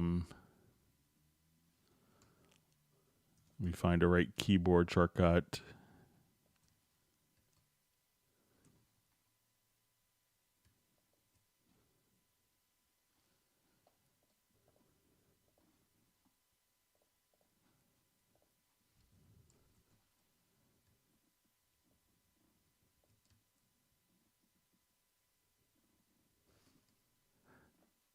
Okay, so all you have to do is hold down Alt plus Option or a Command plus or Alt plus Control or Command plus Option, and then this is in version 12.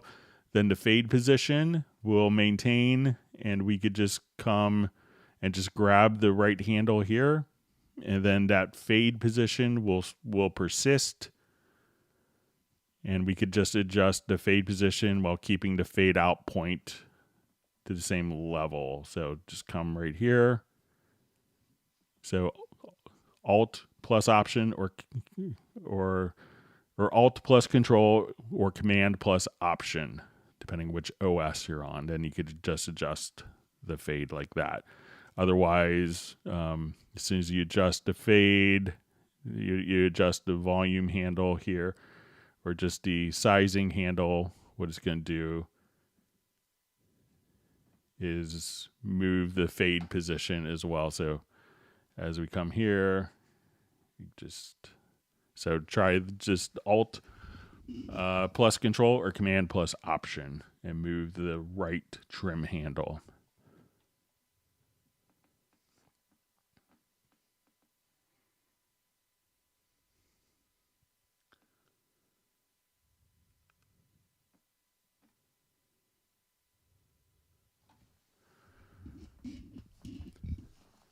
All right, so we see from Paul Claridge, great to have you on. Hello, Greg. I could not see my MediaBay content and had to rescan in MediaBay one folder at a time. Took me over an hour. Is there a faster way if this happens again? And why did it happen? So sometimes most of the time, sometimes when people get into Media Bay and they can't find and nothing is showing up, it could be that there's I had someone once who was like, and their filters that they had were like completely nonsensical. It was like, a heavy metal accordion part that was light, so they set up a condition in the filter. So sometimes just changing the filters can matter, but you could also just do, if we come here to the VST sound, this we would do kind of one at a time, but you can do just the whole disk and choose to rescan the entire hard disk in one motion without having to do each individual folder. And if these files are on that hard disk, then that would automatically be included as well. Sorry about that, and it could be frustrating.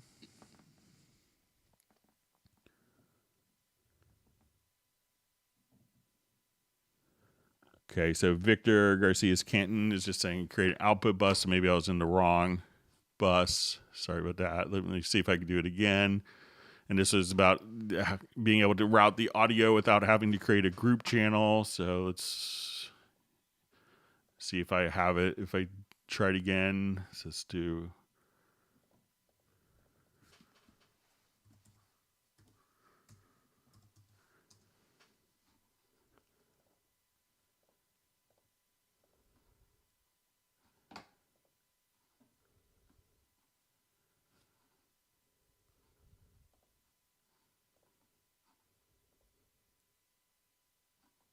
Yeah, still, I think I'll just reread.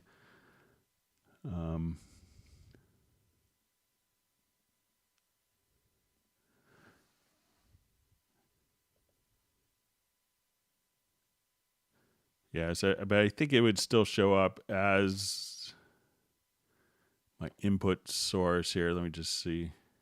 Okay, so it's not added from there. So to do this, it's not. So when we go to add an audio track, now when we see the input, we'll see the record bus, but we can't necessarily select the record bus. It doesn't look like from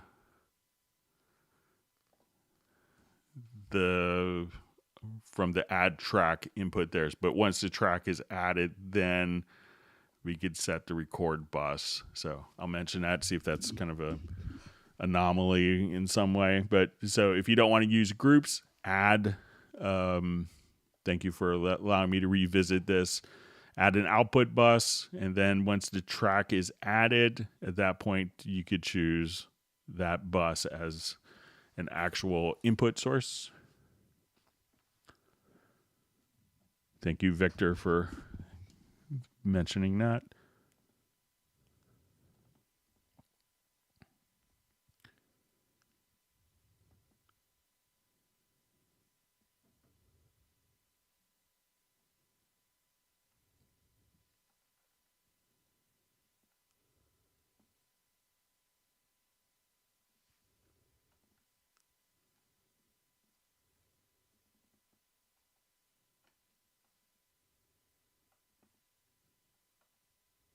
All right, just reading through comments.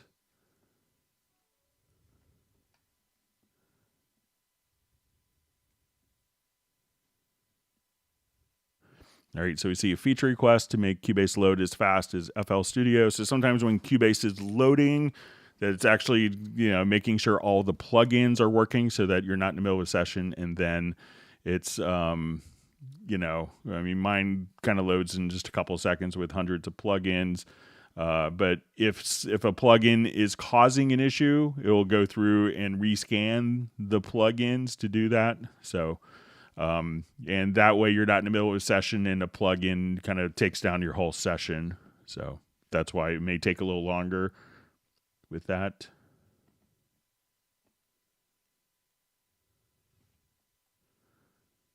All right, we see feature requests for Clip View, like Ableton and other programs. So.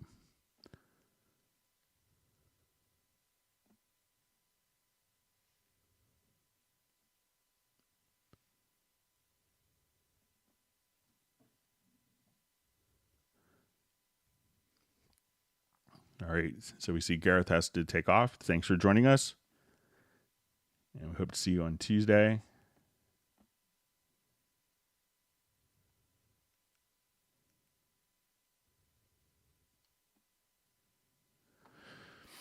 All right. So we see a question. Is there a way to heal and edit? So I'm not sure what you mean by healing and edit, but if it's something like, where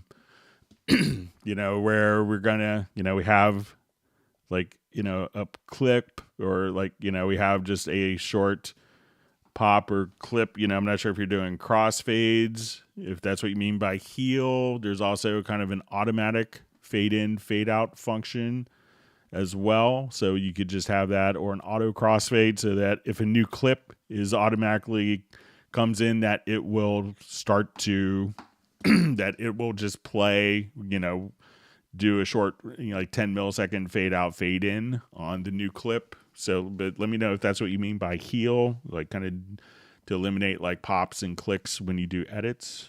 But you could just enable the auto fade settings or do a crossfade.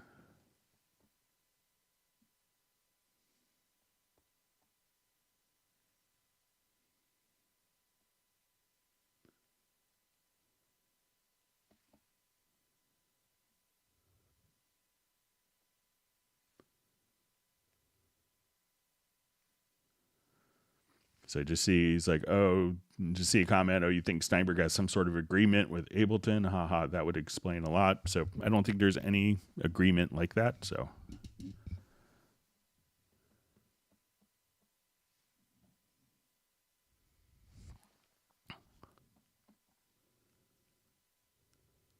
See, Benny from Sweden just says he just loves Cubase 12.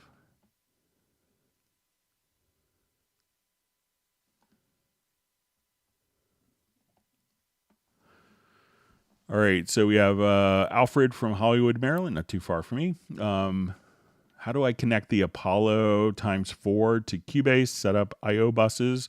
So, if the driver, I think you could run multiple interfaces with that. So it's probably all going to show up under the same driver. So like, my audio interface is like like if I have XR4Ts, the Steinberg interface, as soon as I go to the studio setup, I would, just choose your audio interface. And if the drivers themselves, and this is more of an Apollo function, at that point, you should be able to go into like your audio connections. And if you say, okay, I just want it, and once you select like your Apollo interface, you should see all the inputs and outputs that are available. If you wanted to do this quickly, let's say if you know that, I have, 40 inputs, you could just say add bus. I wanted to add, inputs here. I'll start with just like a stereo preset here. But click on add bus and you say, okay, I want, however many inputs I have, and then that will automatically increment the inputs and outputs through all of your mono in buses. And you can do the same for output buses. So whatever, your audio interfaces are able to provide, if you're running multiple ones, you could just set them all up here in the inputs and outputs. If you click on add bus, you can add multiple inputs, and that would automatically increment the routing for you. So.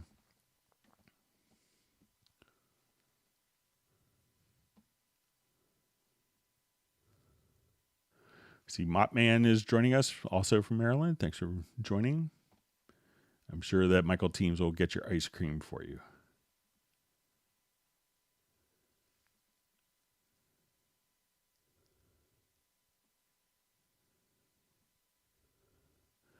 All right, so we see Fernando Gallegos says, love these sessions. Thank you as always, Greg and everyone. So thanks for being on. It's always great when people are on the session. So.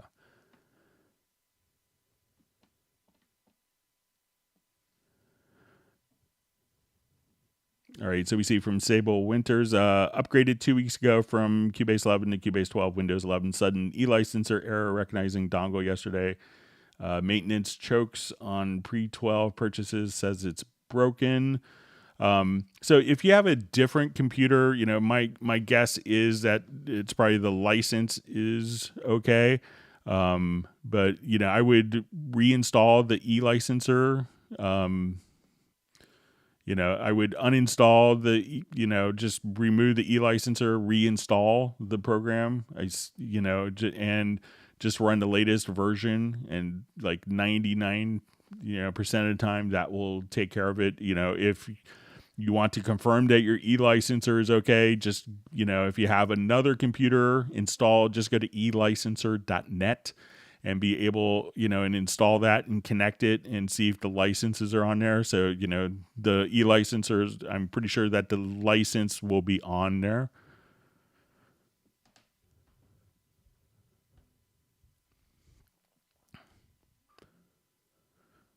Okay, so we see from Andy, heal equals undo, but I made the cuts a while ago, so I just want to put it back as one event. So let's say if I have cut, a number of different, audio events here, and I've moved stuff around. So as we do this is all kind of non-destructive. So let's say, I saved this, move these files around. All right. So, what I could do at this point, if this was saved, the original underlying file is kind of still there. So I can say, okay, I want to take all this, delete, and just roll back. And then you should have the original file there. So thanks for the clarification on what heal means too.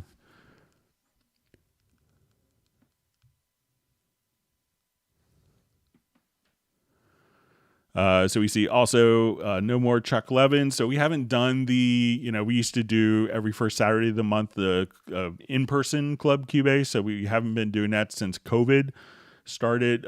Just like our travel budgets are very small. So that's why, we're able to do, like on Tuesday's live stream, we had, 1,700 people from throughout the world pop on during the stream. So, I imagine maybe in the spring, maybe after April 1st, that we'll have some more travel budget so that I could do more field events. But, currently we're just doing this on Tuesdays and Fridays. So, but I miss going to Washington Music and seeing all the guys.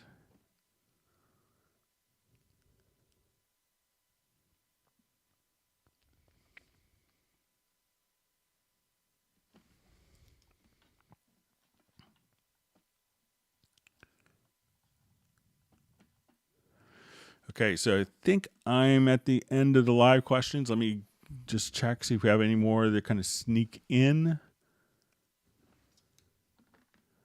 before we get to some of the questions that were sent in advance. All right, so I see from Sable,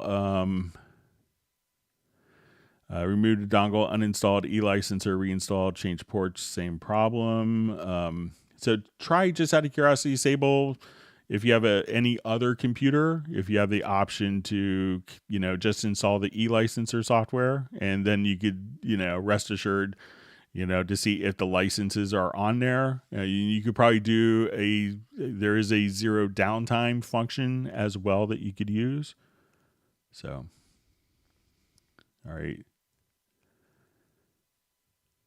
So we just see a comment, may you get more travel budget, laughing out loud. So, yeah. I used to be a guy who was doing 120 flights a year. So it's nice to be off the road for a little bit and hang out with my wife and son. All right, so I'm going to jump over to questions that were sent in advance. Thanks for all the wonderful questions. If you've learned something new, make sure that you hit the like button and that you subscribe to the channel. If you haven't done that, you can be notified. I see that we're at 99 likes, so maybe we get one more like. That'd be awesome. Always like to try to get 100 likes. All right. Okay, so we had a question I saw in the chat from last Tuesday, how to do VariSpeed playback in Cubase like an old Studer tape machine. Okay, so let's say I'll just revert this project. All right. So, the behavior of old analog tape machines was kind of interesting, that when you slowed down the tape to make to speed up or slow down, when you change the speed of the tape, not only would the speed change, but the pitch would change accordingly. And this is something that was often not possible in a lot of digital workstations. So if we come here, one of the things that we could do is, if we wanted to change the pitch of an audio, if we want to change the tempo of an audio, we could place it into like musical mode. So I could select all the events, tell it to go into musical mode. And now as I type in different tempos, and now our pitch stays exactly the same, which is often a great thing. So say, okay, I want to go to 92, so we can speed up without changing the pitch. So, but sometimes we may want to have like a VariSpeed recording where the pitch changes as the tempo would do that. So to do that, and it's used in a lot of recordings, the Beatles famously did it in Strawberry Fields Forever. So what we want to do is to switch, and we can see the algorithm. So you want to make sure that you go to the settings here, and we'll see algorithm. So we're going to select the algorithm. Instead of being elastic time, which is the default, we can go to elastic tape. And we could also do this in our pool window. So from here, we could see the actual algorithm. So we could now just switch it here. If we select all the files, we could change them all at once. So if we wanted to now come over here and switch it to different algorithms. So once it's in tape algorithm, what we can do is just come over, and as I slow down and change the tempo, the pitch would change just like an analog tape machine.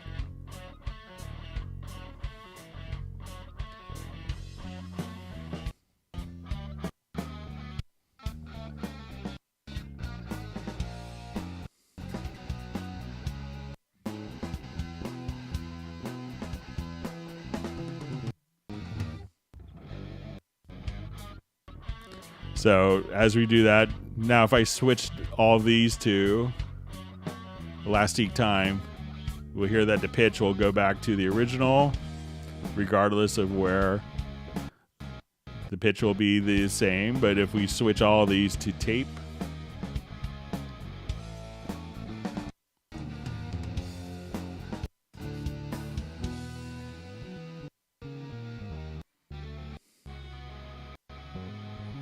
so if you want to do kind of VariSpeed playback, select all the files, and we can do this on the project window or in the pool window, media to open pool window. And then we want to switch it to Elastic Pro Tape. Make sure it's in musical mode, and we can do this also in the pool window. And then just change the tempo, and the speed will automatically accommodate to, so the pitch will correlate with the tempo changes, just like an analog tape deck. All right, so we had questions. Let me just open up this, and this is kind of very similar concept here. So let me just open up this project.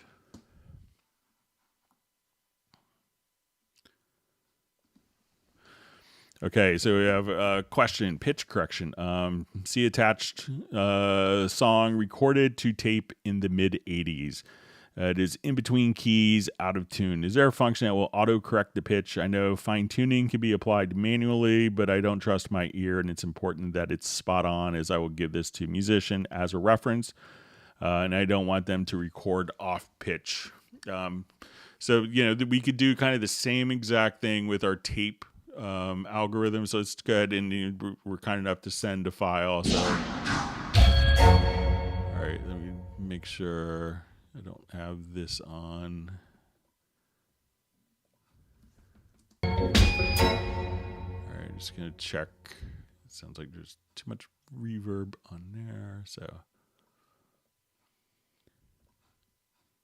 yeah, so just turn off. All right.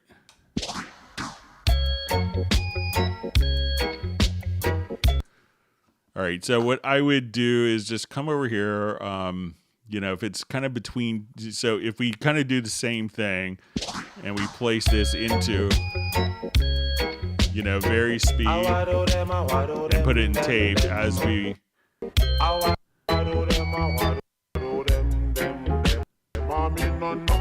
you know, we can adjust our tempo here. So let's say I'm just going to take it off musical mode. And I think this might be the original key. All right, so I would just, let's say, load up just kind of a instrument sound.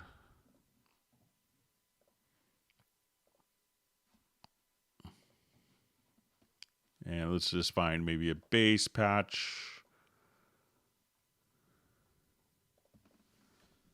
All right, so just all right, so this is probably all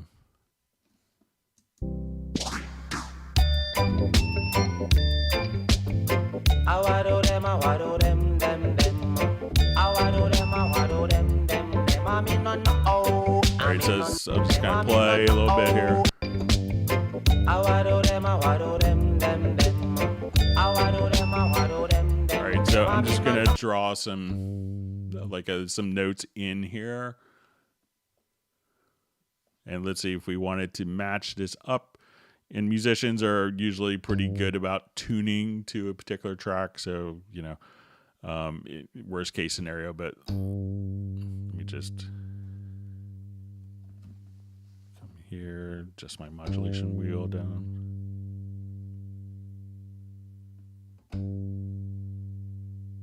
Okay.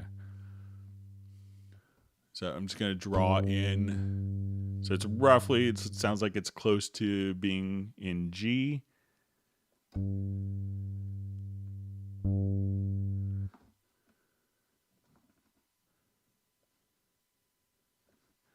So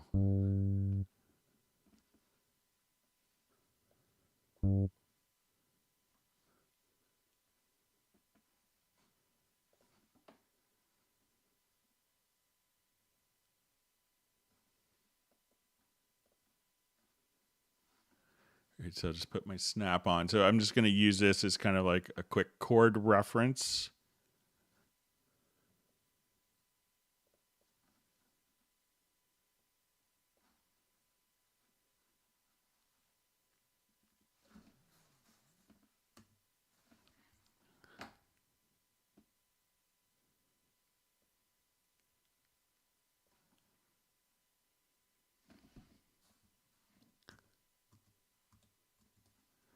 All right, and we'll just go play.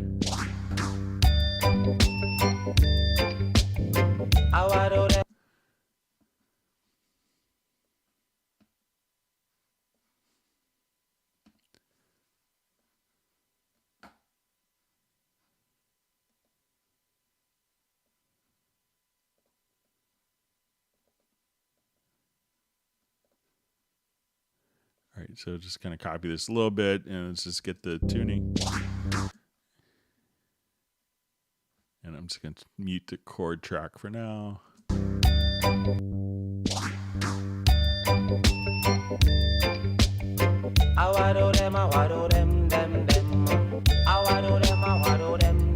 And then what I would do is just kind of take this. So if you have kind of even a rough chord, and let me just see if we drag this down to like a chord track. All right, so we can see that here it's gonna.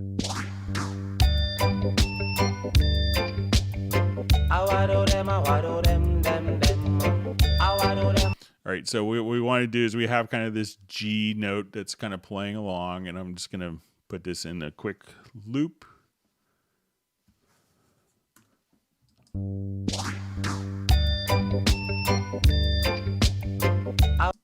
And I'll just take it out of punch. All right. So take this.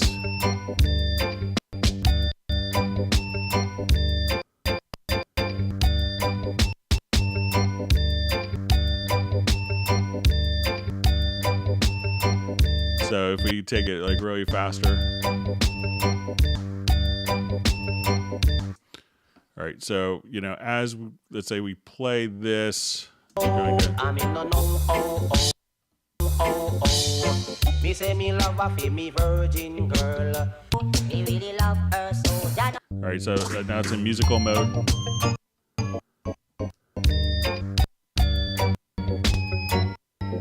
And just slow it down.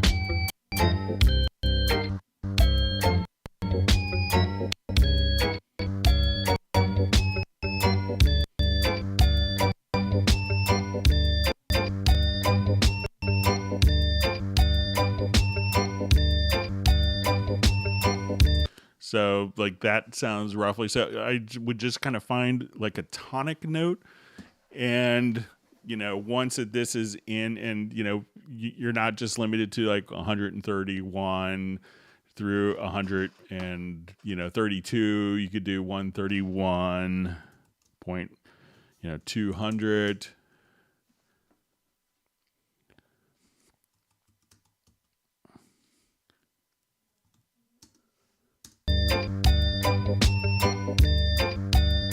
So, but you just do that. But, you know, if you're giving it to real musicians, you could always just have them, you know, most of them are very used to adjusting the tuning on guitar or bass or keyboards to automatically fit in. But so put it into musical mode, find kind of like a reference that you can go against it. And while it's in tape mode, just speed up and slow down, because it's probably, you know, if it's out of pitch, you know, if it's coming from analog tape, it's probably out of pitch and out of time. Or if it was just completely off pitch, then you didn't need to adjust the time. You could just select this just to come here, and we'll see fine tune.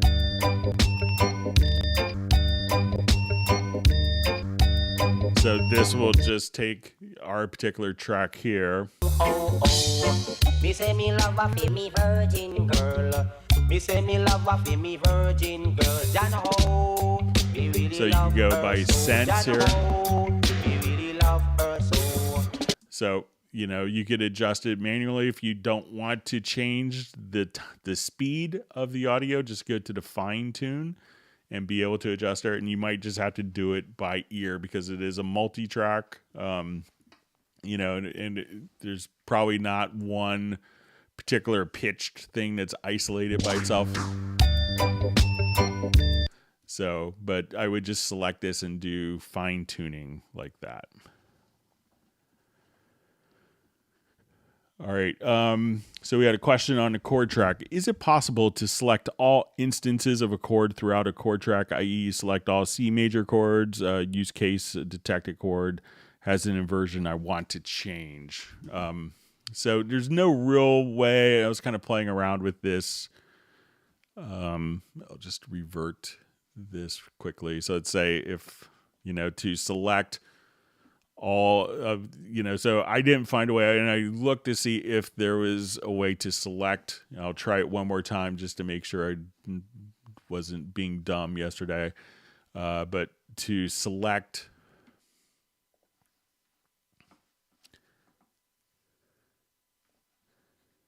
so let's say we want to come over here, select, and we'll insert media event is equal to chord.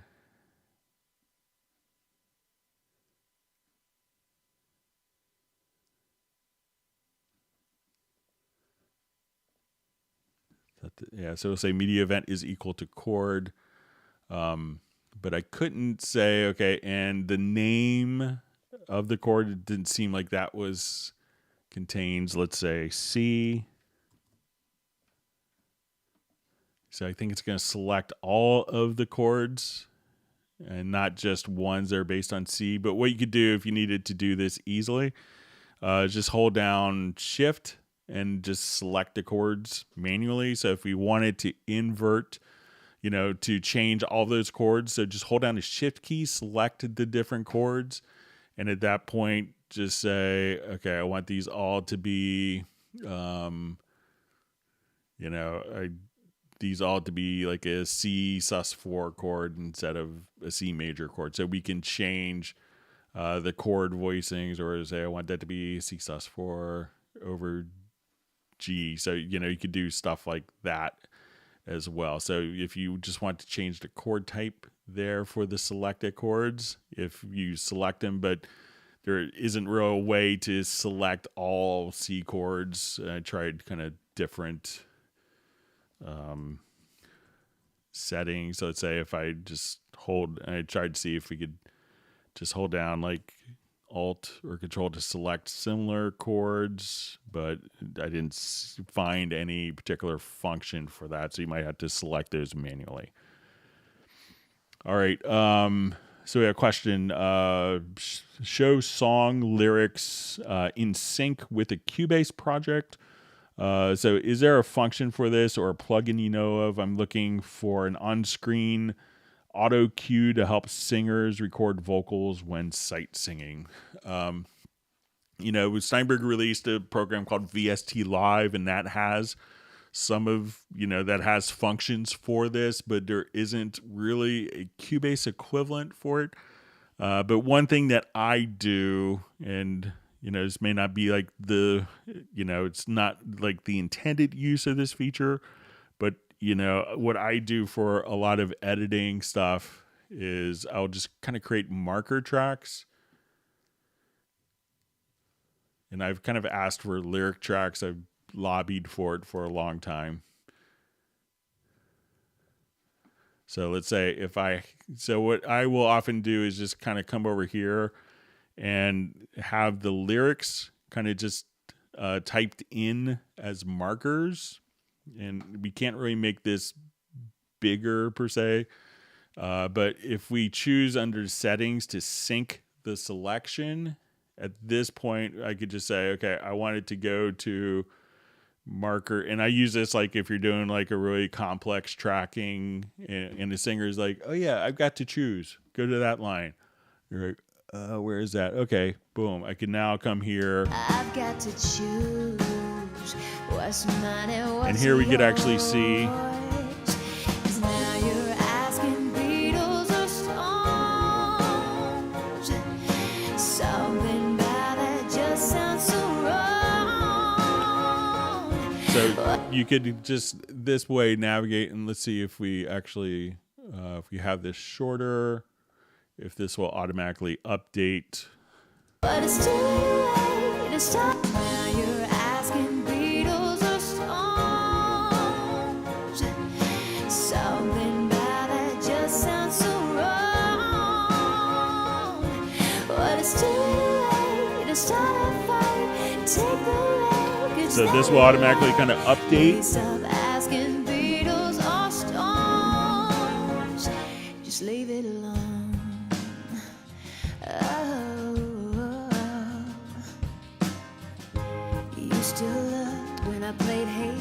So this way you could have, I think this is the best way, some people will do it as lyrics, in a score editor.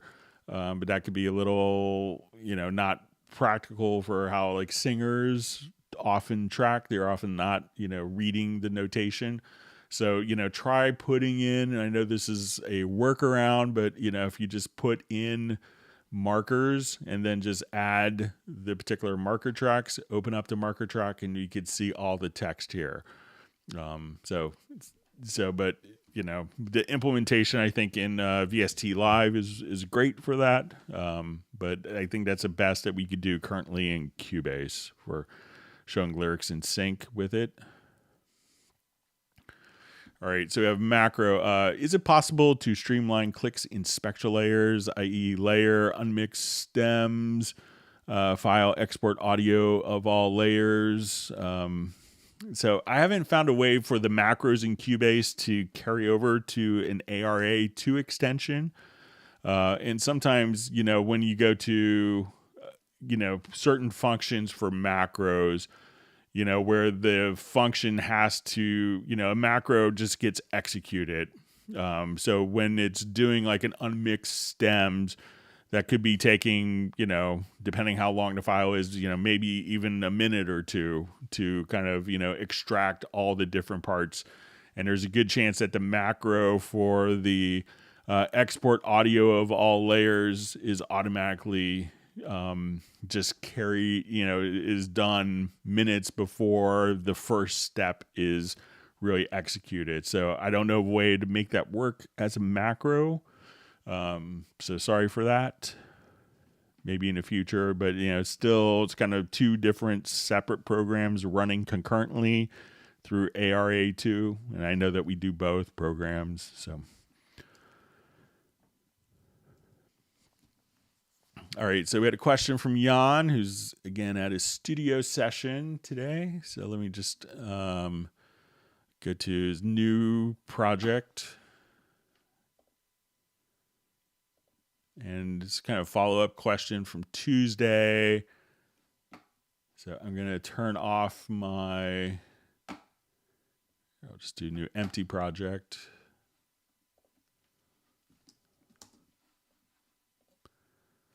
All right. So I'm going to turn off my master track. And he just had a question about like changing the tempo when adding a signature track. So, and the question was, okay, so is the easiest way to recreate the issue is as follows. So we're going to load a signature track. Okay, so let's say go to our signature track, all right, and we'll just do a 4/4. Okay, we see our tempo track currently is not activated, and our tempo is, let's say, 108. Okay, and then he says activate tempo track, key command T. So we'll activate, I think it's Shift T, but we'll activate our tempo track. It says tempo will now change if it doesn't disable the T. So, all right, so we see that it will go to 100 from 108 to the tempo track. All right, so if we add a tempo track,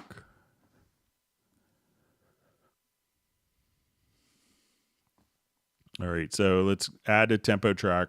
I think I get what Jan is running into. All right, so let's say we're at 108. All right, so we don't really have a tempo event added into it. So when we go to turn on our tempo track, we can see that it's going to go to our particular tempo here. So let's say I activate the tempo track, and then I select the node, and I set the node to our project tempo.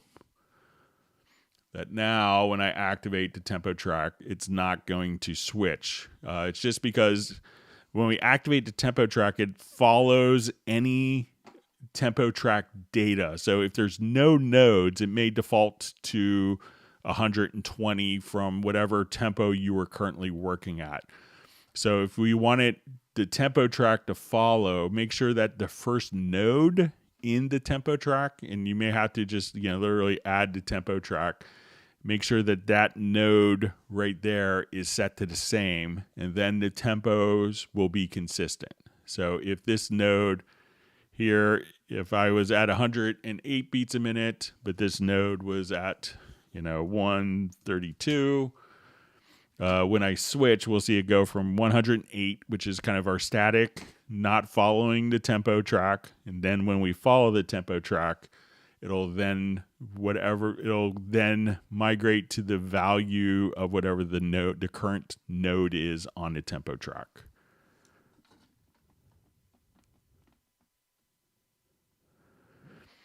All right, and then he just says, you'll notice that the tempo track is set to a tempo value that the tempo track had last. In order not to accidentally change the tempo, the signature track must be deleted.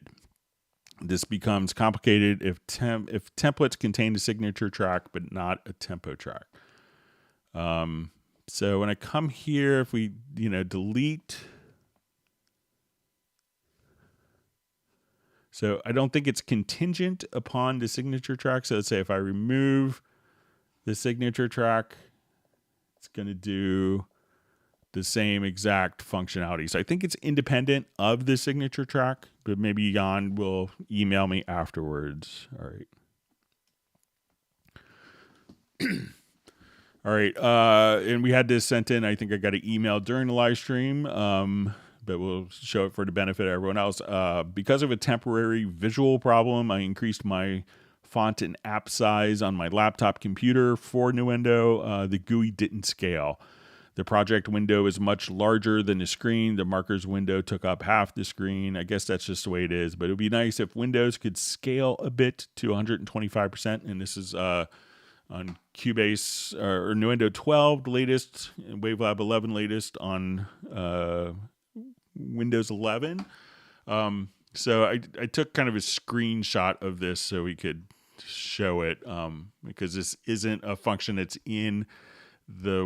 on the window or on the Mac platform. But if we wanted to look at the screenshot, if we go to the preferences and go to general, what you want to do is to enable the high DPI mode here.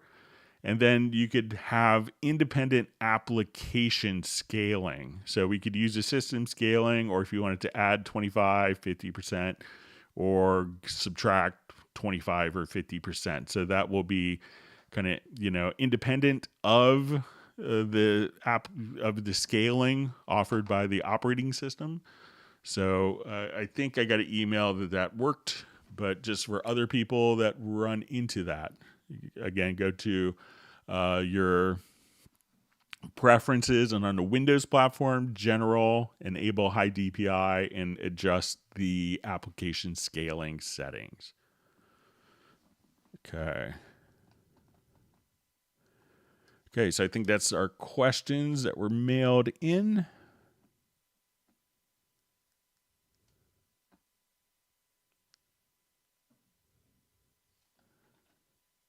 All right, let me just go back to our live questions. Thanks for all the great questions.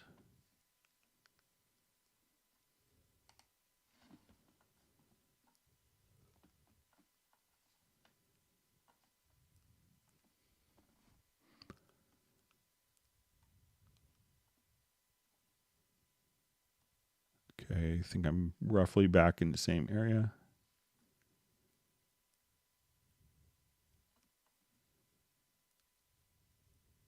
Finding my spot.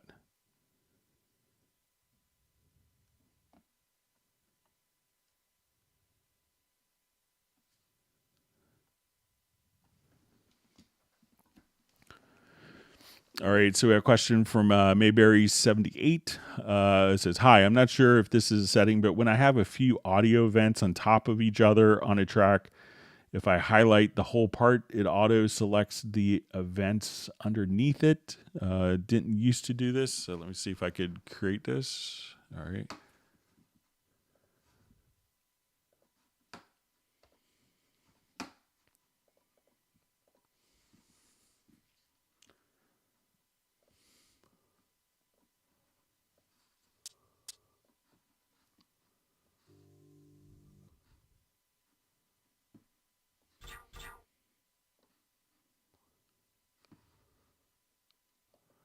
All right, so let's see.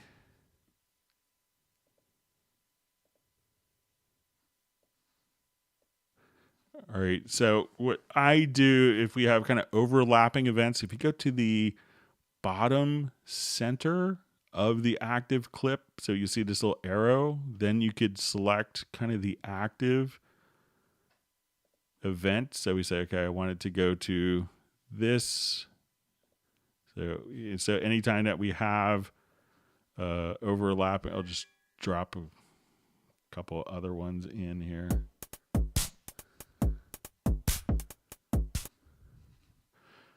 So it doesn't seem like it's selecting the other events. So let's say if,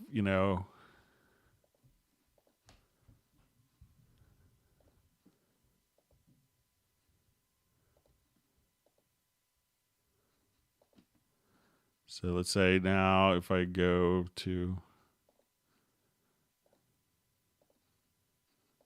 so I won't have these events selected, but now when I go to a different event, that will select it. And so let me know if that is helping, but try going to the bottom. Then you can pick and choose. One other thing, that sometimes in this situation that can throw people off is if you go to preferences, to editing is delete overlaps. So maybe this had changed also. So check this preference. So now like when I wanted to take an audio event and I drag it over, what it does is it will actually delete anything that it is overlapping. So if I drag this over top, that deleted the event where I dragged that over top. So maybe you're working with delete overlaps enabled before in the preferences. And now when you do this, you're getting the two events overlapping. So maybe it's a delete overlaps preference. So let me know about that, Mayberry78.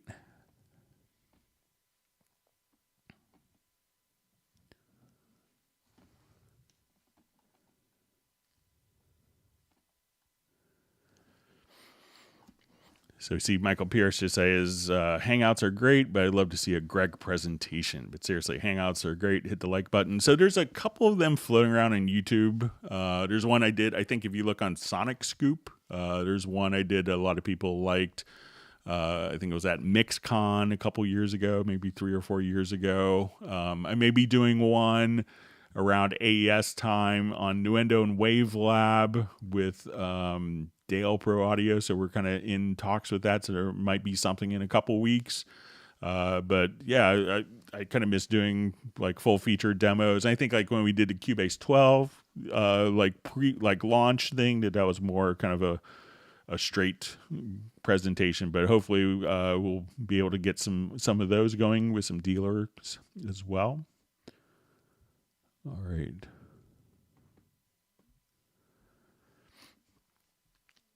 All right, so we have a question. How to move an event straight down to another track without worrying about slip.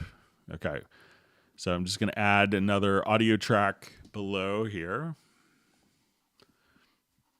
All right, and we could do this as kind of a general theme for Cubase. So like when I go to move an event, all right, so depending on which direction that you move the event, so I'm going to move it vertically first. All right, so now if I want to move the event and I hold down the control key, now it's going to be actually locked into its place. So all you have to do is, if I come here, move it vertically first, and let's say I move it off to the right where it's out of time, hold down the control or command key. All right, so I'm going to move it vertically first. So control or command, and now it will restrict so that I can't move it. Now, if I move it horizontally first, now I won't be able, so say I move it horizontally, now I can only move it in time, but I can't move it up or down. So I can't move it vertically. So again, move it vertically first, then hold down control or command, and then it's going to be kind of just locked directly in place.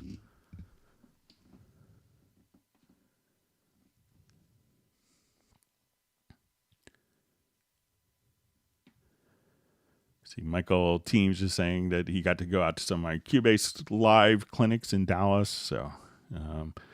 So unfortunately, I haven't gotten to do many presentations in other countries. I'll go to Germany for meetings, pre-COVID, but I always, like technically I don't work for Steinberg. I work for the U.S. distributor.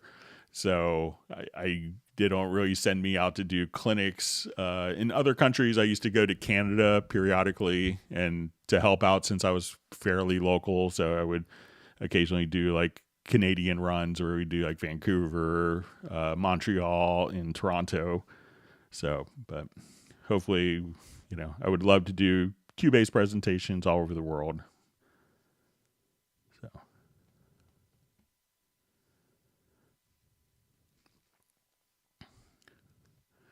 okay, so we have a question. Is it possible to use PadShop, Halion, Retrolog, etc. without dongle? Seems not. So, Retrolog and PadShop, if you're running it inside of Cubase, like the Cubase versions, they've been updated to work without the USB e-licenser.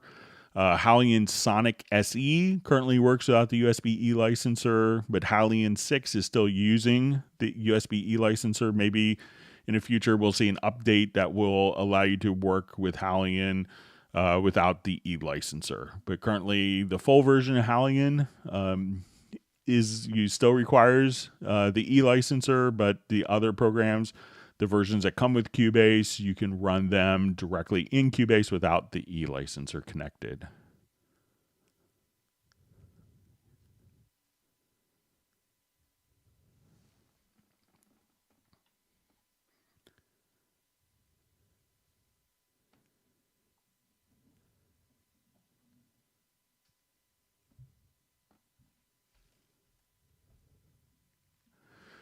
Okay, so we see a question.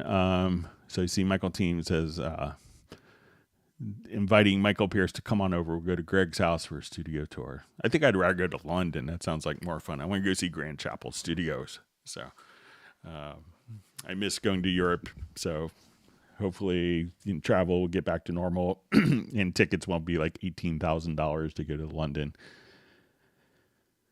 All right.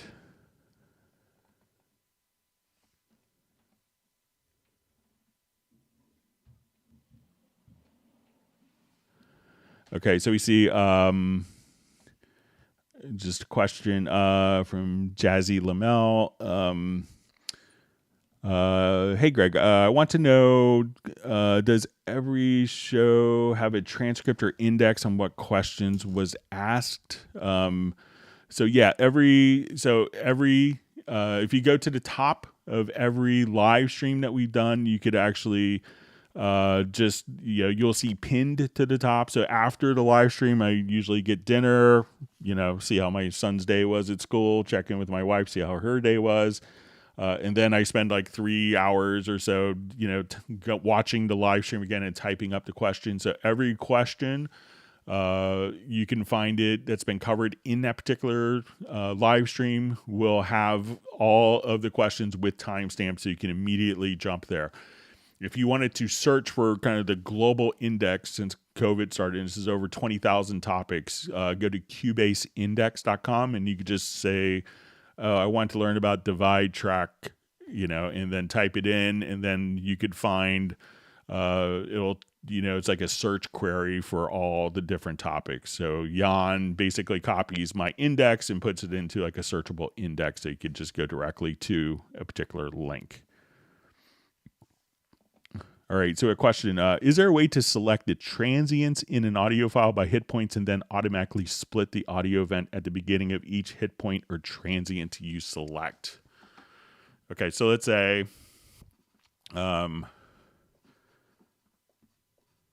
have this lovely file here, and we're going to just find our hit points in the file. So we'll just double click, come over here to hit points in the sample editor, so we could adjust kind of our threshold.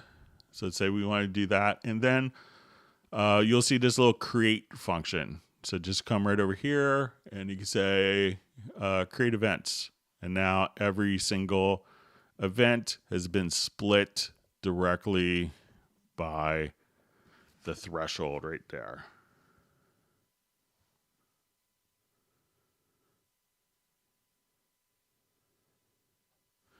All right. Thanks for sending over the project, Michael Pierce. All right.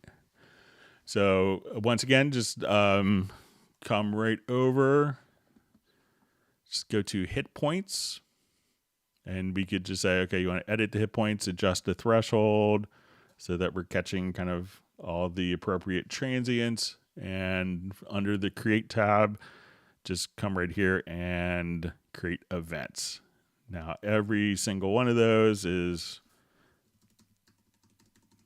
its own separate event on the project window. So let me know if that helps, Chandelier Jet.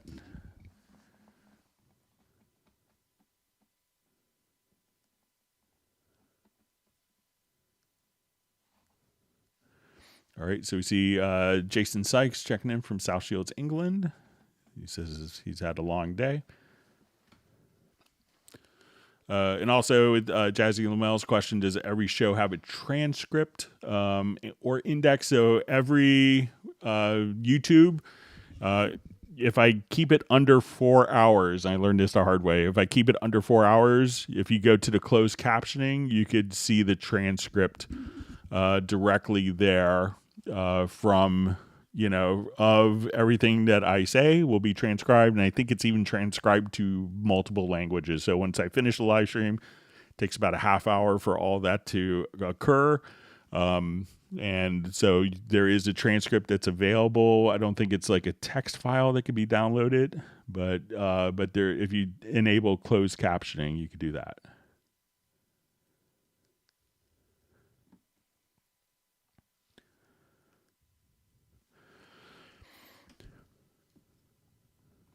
All right, so we have a question. Can we hear two overlapped vocals at the same time?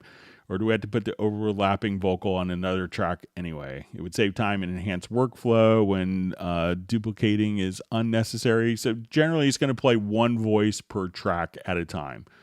And, I could see where, in the old days when we had 4 tracks of like audio that we could do on a computer and we were synchronizing that we didn't have, so much, that we had to be very careful with our choices.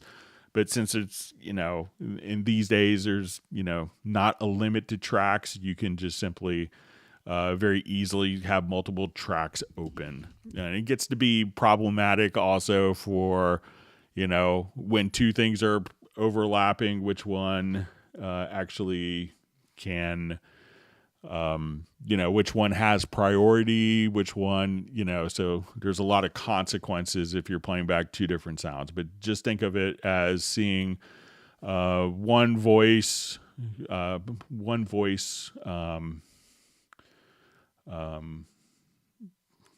basically just one voice at a time. So with that.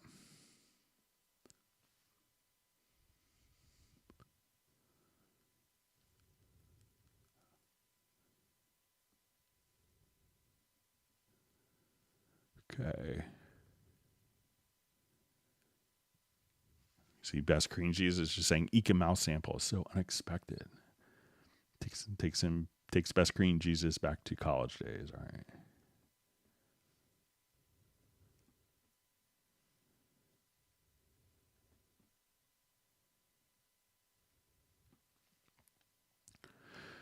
All right, so we have a question. When you talk about adjusting the tuning on a keyboard, is that the master tuning in the menu?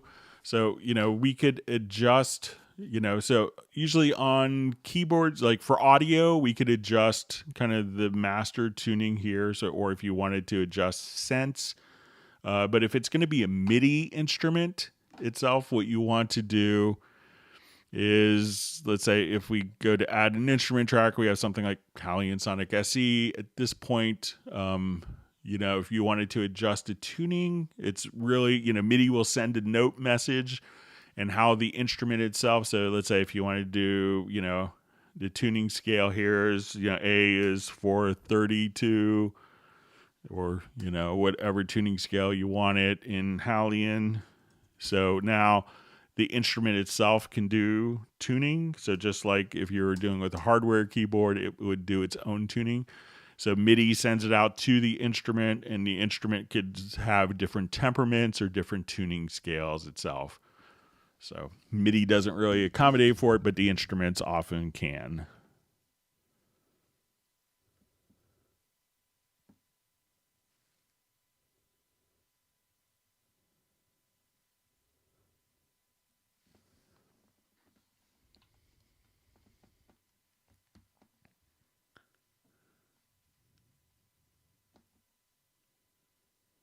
You see Michael Pierce has to take off. All right.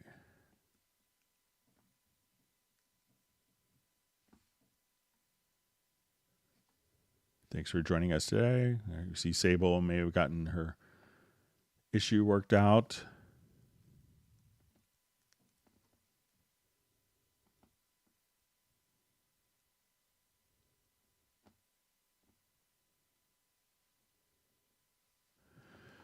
All right. So we see from Sable question, any resources for remote controller scripts with Novation Circuit, M Audio Oxygen Pro 25, Akai MPK 88, Boss RC 505. So there may be some new ones coming in upcoming versions, but I think if you go to the if you go directly to the Steinberg forum, that there's kind of a collective, like a collection where people are uploading different controller scripts that they're doing. So you could take a look there as well. Nick is just saying, I didn't really just fall asleep in my studio chair. I bored him to sleep. All right.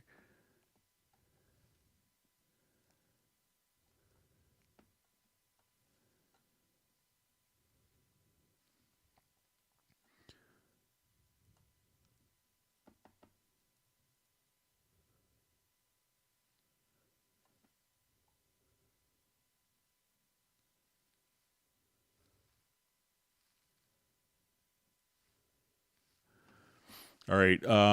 So we see from Doug O, are there key commands to one, select all audio tracks? All right. So let's go ahead. So some of these we could create Project Logical Editor presets for, and then assign a key command to that. So let's say I'll come here. Okay. So I want to select, and I'll just add some instrument tracks.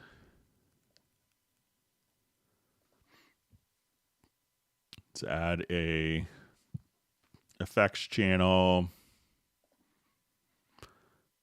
Let's add a group or two.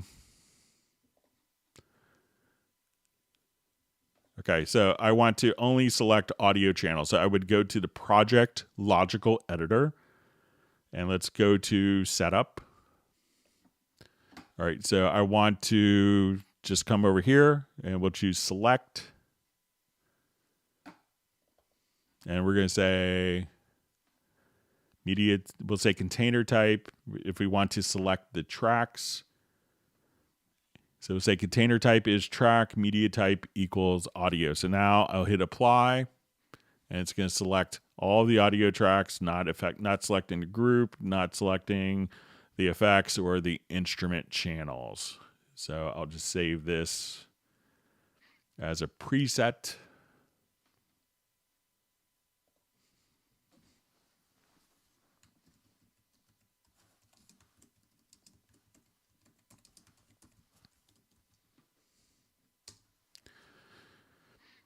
All right, and so now when I want to assign that to a key command, I would go to Edit, to Key Commands, and then we would see Project Logical Editor, Process Project Logical Editor, and then we would see Select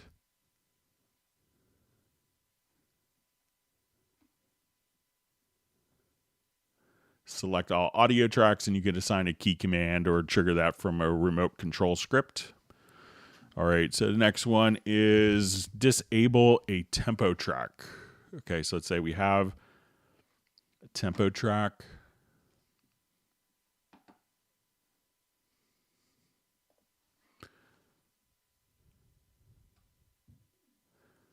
Okay, so I think it's just going to be active. So I think is it?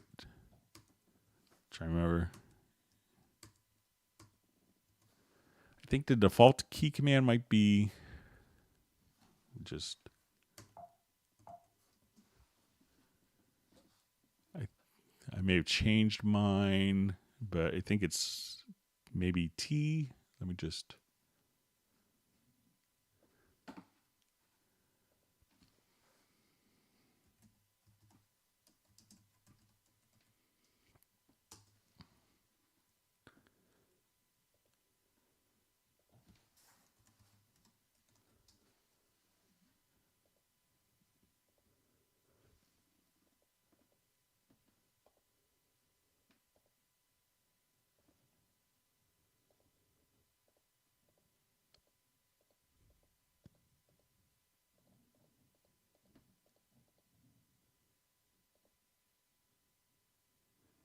So there's your key command for tempo detection.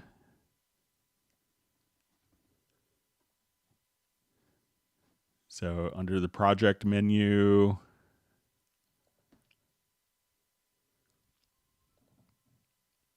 and use tempo track. So you could just turn that on and off right there as well. So that's those two key commands. Let's see, apply extension to a track, key command. So if you wanted to, let's see, we can make the extension permanent.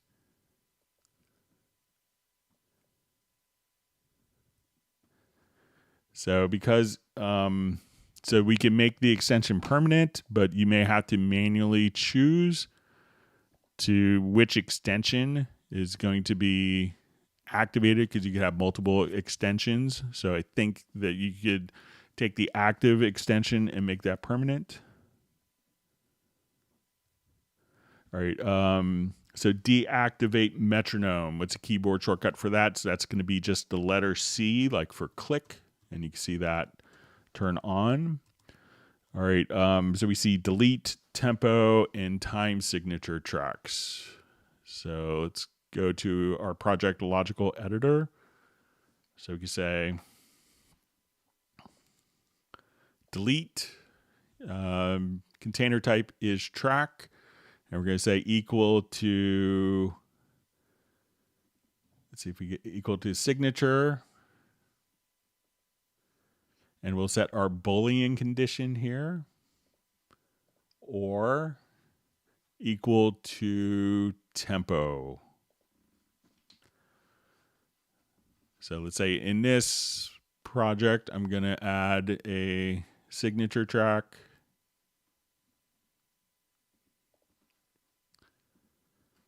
All right, and I have a tempo track already here. So let's run that project logical editor preset. And we'll say we want to container type is equal to track and signature or tempo. So, and at this point, so you probably want to switch that.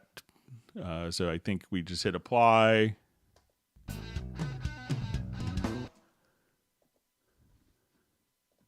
Let's try and.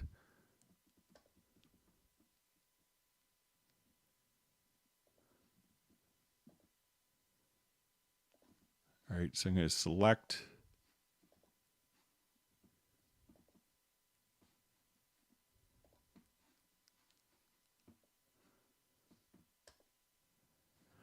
Okay, so I'm going to just do select that and then remove selected tracks. All right, so now I want to get rid of the signature and tempo track. So I'm going to say select, container type is track, signature track or tempo track, and then to post process to remove selected tracks, and then they're gone. Okay.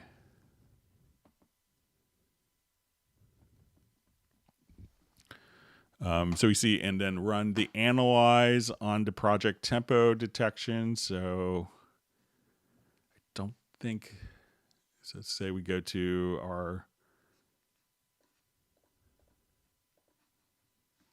tempo detection here. I'm not sure if you could do just the analyze button. Sorry for hitting the microphone.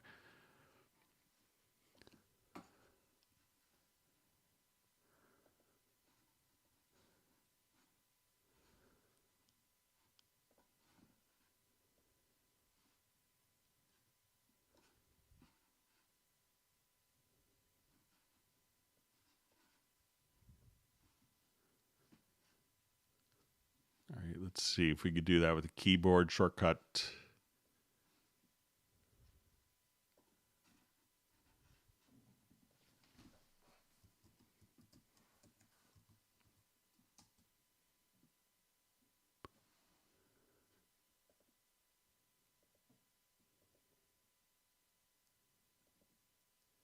Yeah, no key command for that, unfortunately. Sorry about that. But I think if you just hit say, well, this is open. Let's see if you hit enter. No. So you might have to actually click on that with the mouse. Sorry about that.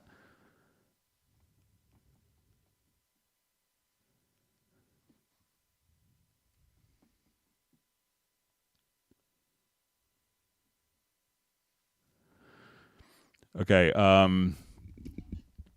right. So we have a question. Is it possible to reposition chords added to a score via the add chords from chord track feature? They appear a bit high up. So yeah, we can do that. I'll show you.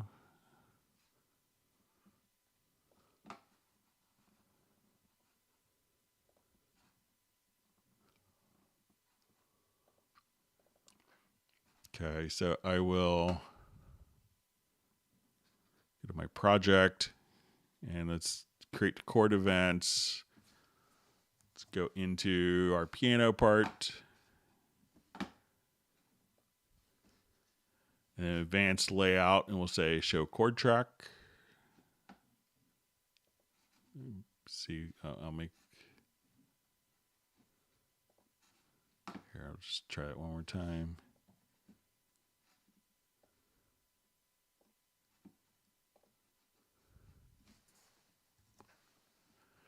Okay, so I'll do this function one more time here. So let's say we'll go to our scores menu and we'll activate show chord track.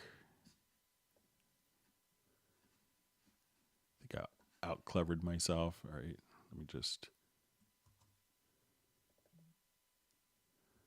I'll do the whole process again. Start from scratch.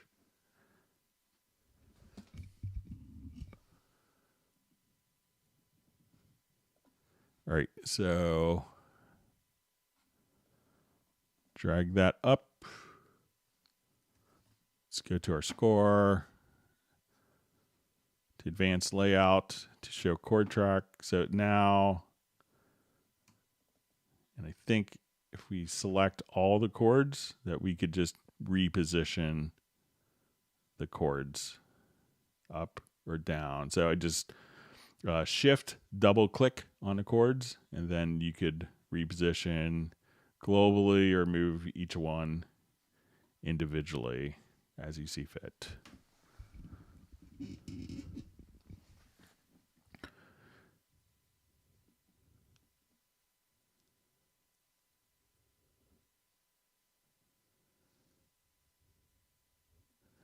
All right, so we have Jackshot Records checking in from British Columbia. Thanks for joining us.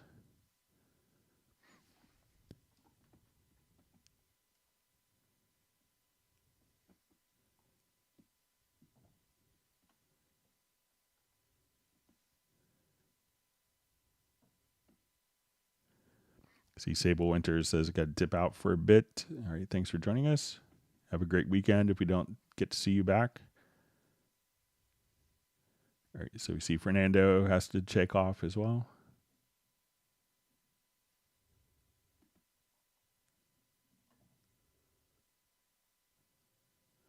All right, Gerald Ely is able to join us. You don't have to worry about being late, especially if you have a dental appointment, but you have to hit the like button.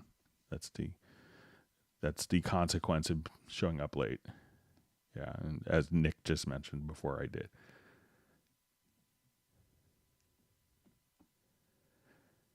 All right, let's see. I just see from Benny, Greg, visit Sweden. I would love to go to Sweden. It's one of my countries. I have lots of friends in Sweden. I would, I want to go to the Nordic countries, Norway and Sweden. So it seems like my whole Facebook feed last month was people going to Iceland and Norway and Sweden on vacation. So always wanted to go to Sweden. So maybe we could convince Steinberg to send me over. So see Gerald Ely just saying, Greg, thank you for doing the indexing. Very much appreciated. So yeah, and thanks for Jan for putting on a searchable website. So it's a lot of work, but I think it's that it gets, the Hangouts are so much more useful if you can find topics easily. So it's, my inconvenience is far outweighed by the convenience of the benefit to other people.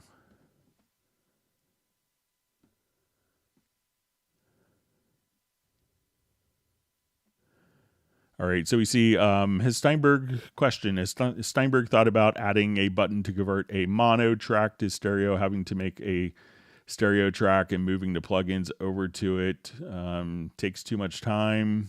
So, a lot of times, I see people doing this because, they have a mono source and they, there's thoughts of it, but, if we have a mono source and we want a stereo track, it's not that hard, so if we put a delay on a mono track, like a stereo delay, it's going to be in mono. But if you just go to the sends and add an effects channel and add your delay there, then then it's no problem to have your delays automatically in stereo there. But, I think in the early days you could kind of switch it back and forth, or it'd be nice to be able to switch each insert or send. But, I think if you sends, it's quite easy to do. But, I know it's been in discussion at Steinberg as well. So we see Jazzy Lomel ask, hey, Greg, are you going to be at the AES show in New York City? I may go up for a little, like maybe for a day trip. I know that there's a producers and engineering wing for the Recording Academy, like the Grammys. They're having a breakfast. And I might try to do something with Dale Pro Audio. We're thinking of doing like maybe an online clinic for Nuendo and Wavelab, and we may do it, at the AES show, or we're kind of working out the details on that. So I may go up for the day. I live in DC, so it's just a quick train ride for the day. So, but I miss going to AES and seeing lots of my friends.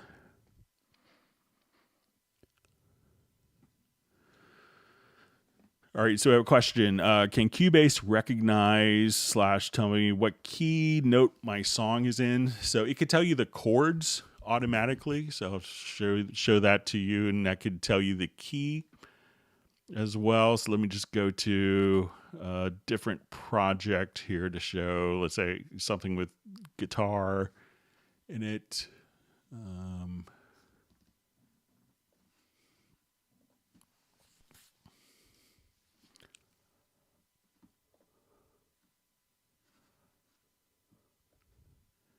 All right, so say, like I have the acoustic guitar part and I have a chord track. So now I can just drag this.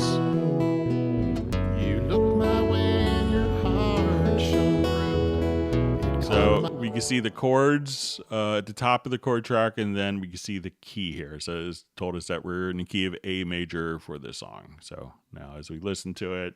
Do you recall the day we first met? That was a long, long time ago.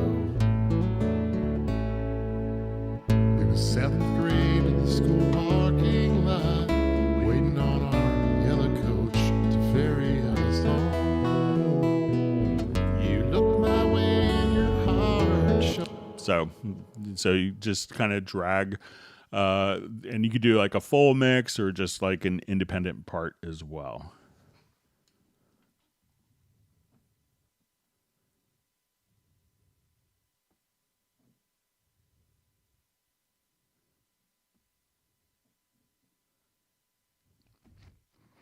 So I see Nick saying, haha, Greg, you did not bore me. I was simply exhausted out of trying all these great new tricks you teach us.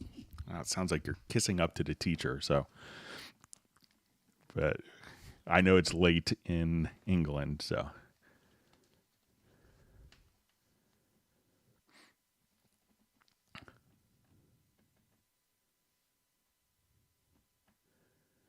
All right, so we see from Jazzy Lamel, hey, Greg, this is a crazy question, and I apologize, but what is the logical editor for? So, the logical editor, and this is, developed, I think, by, one of our developers that's been with, Cubase, been with Steinberg since 1984, and I heard sadly he's retiring. So I think this is Werner Krach's creation. But, we could use it on, like, MIDI data, and it creates kind of different... we could think of it, like kind of the logician the correct logician term would be kind of a Boolean editor. So, it's, and I was intimidated by it at first. And, the when you're approaching it, just try to do, take a preset and kind of figure out the logic. And there's certain types of MIDI values for different MIDI messages. So with a MIDI note, you'll have three main values. You're going to have a MIDI note will have a pitch. It's going to have, so that's value 1. Value 2 would be velocity, down velocity. And then you have release velocities, value 3. When we work with different types of controller messages, the value, if you say I have a MIDI controller, value 1 is going to be whether it's modulation, expression, volume, panning, etc. And value 2 would be the parameter of that. So what the logical editor allows us to do is to do stuff like, I want to take every note, when I first got into it, I did a whole album. And this is when, I was kind of doing a whole project with, in not a great room where you couldn't get a really good drum sound for the budget that was required for the project. So I did electronic drums, and this is like 1992-ish. So we did electronic drums with real cymbals, because at that time all the cymbal samples were just awful. But the drum samples are fine. But what happened is every time that the drummer went to his ride cymbal, it sent a false trigger on the tom pad below it. So every time that the ride cymbal would go on, we just hear the pad being triggered. So I set up a condition. I said, okay, we want to delete every note. So we're setting up a condition of what we want to target. Okay, so we said, I want to take every note, and we're going to say value 1 is pitch. So we said value 1 is going to be, F1. Okay, so say that, or I think it was, in this case, G1. So it's the tom. And if it had a velocity lower than, so we say value 2 is less than 50. Delete. So every note that was G1 in pitch that had a velocity less than 50, delete. So we could kind of target very specifically different conditions. Now we could also say, I want to take every note that has a velocity of G1 lower than 50, and let's say I want to lower it by 1 octave. So here we could say, I want to transform, and we'll say value 1, which is going to be the pitch, that we could say, I want to subtract 12. We're going to select 1 octave. So now I could say every note that is G1 that has a velocity less than 50, we're going to subtract the pitch and knock it down an octave. So we could, choose what function we want to do, what we want it to be applied to, and how we want that to change in our event transform actions. So, you get to be a real power user when you're starting making your own conditions. Like, I want to take every other hi-hat and drop the volume, the velocity down by 30. So instead of going, it's, so you could set up conditions like that. So whenever you find yourself like, oh, it's going to take a long time and it's very methodical to edit, there's probably a very fast way of accomplishing the same task using the logical editor. So we have the logical editor for MIDI and the project logical editor for take tracks that are named bass and color it blue, stuff like that. Or any of these tracks, send it to a particular output. So we could do lots of great stuff with that.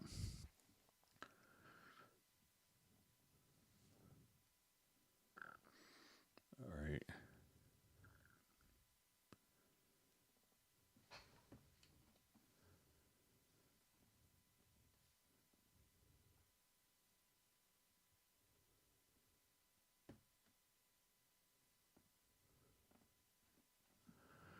All right, so I see Christian just asking, please fix the Steinberg download assistance. It keeps crashing on M1 CPU. So I don't have any problems. And, I just recently, like last month, installed the whole catalog. So I didn't run into any problems with my M1 at all with the download assistant. So.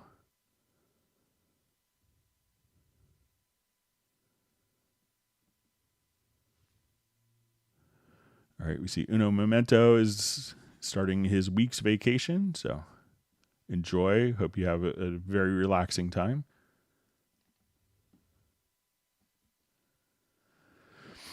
All right, so it says, so from Jackshot Records, question, Greg, do you know the name of the singer in the folk guitar song you played as a demo? He reminds me of Stan Rogers, who is a Canadian legend who passed away 40 years ago. It's actually a friend of mine from college named Wayne Estes. I just had lunch with him on Monday. And he was the first guy who, he kind of got me into MIDI stuff. So, like, when I was in college, he was a guy who had a MIDI set up with a software sequencer. I think he had Performer at the time. And now he runs kind of a music school. He was a keyboard player in the band I played in college. And now he, I do all the MIDI stuff, and now he's kind of a bass player, but he has a wonderful school called Catoctin School of Music in Leesburg, Virginia. So I just saw him posted on Facebook, and I was like, oh, it's probably not published. It's probably not on a record label.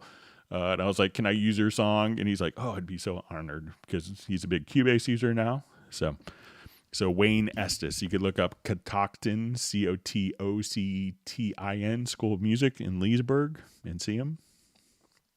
I think he did a nice job on the track, and I added fretless bass to it. So.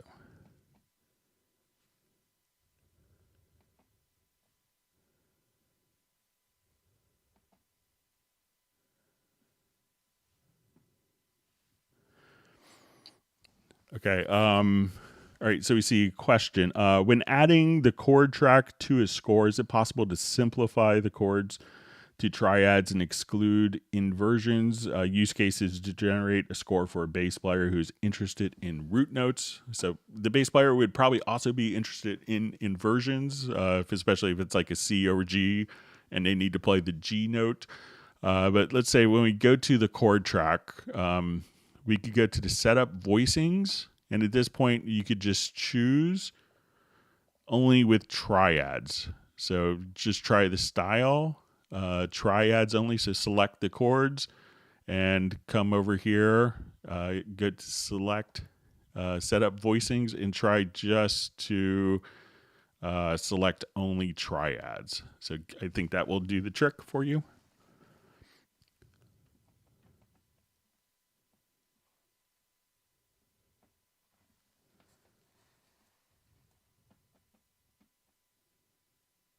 And those would carry over into the score as well. All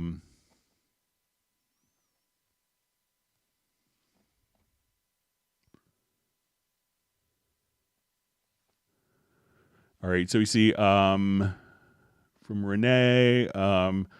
So, hey, nice stream, helps a ton. Last year I purchased Cubase 11 and I'm considering upgrading to Cubase 12 Pro. How many PCs can a single license cover? What if PC dies? Is 13 on the horizon? So Cubase 12 just came out about 6 months ago.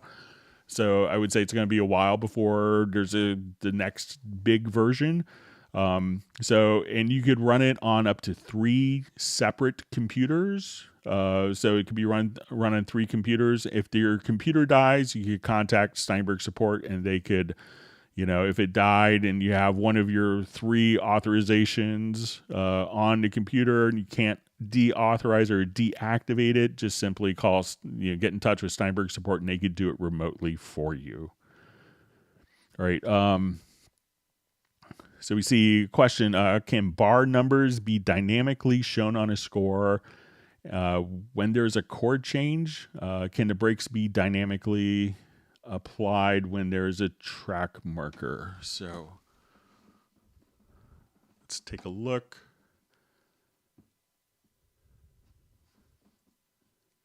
Let's jump back to a different project here.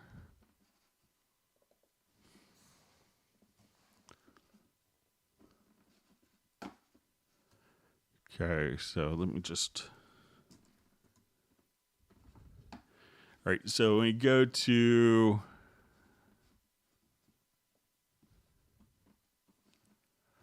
So I think it might be manual for, so right now we have it like every beginning of every stave here. We could have the bar number. But let's say if I just come here.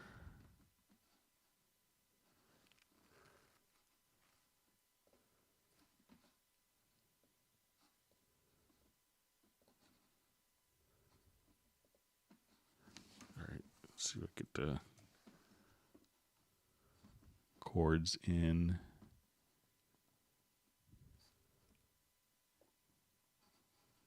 I'll just kind of start this process all over again.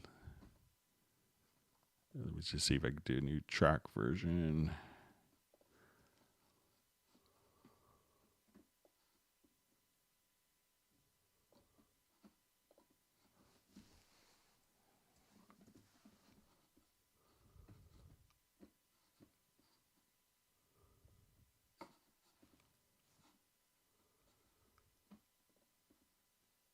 All right, if I make it the active project, that would help.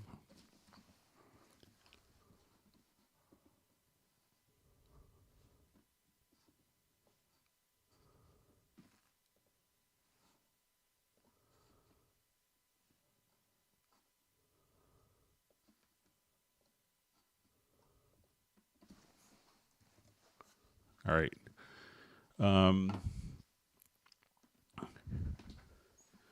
All right. So can bar numbers be dynamically shown on a score when there's a chord change? So I think if we go to. Let's get to our project, and we'll say notation style. So this is just in the staff settings, the score settings.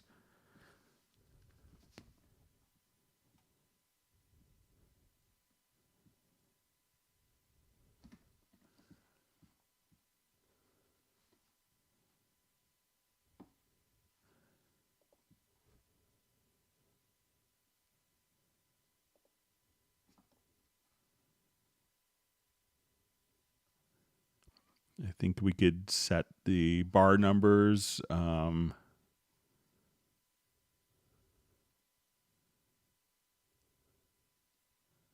I think if we set this to 1, that every one can be shown. And if we wanted to select.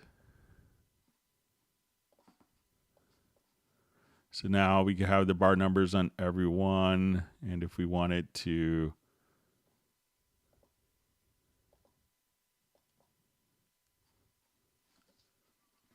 Let's see if we could just hide.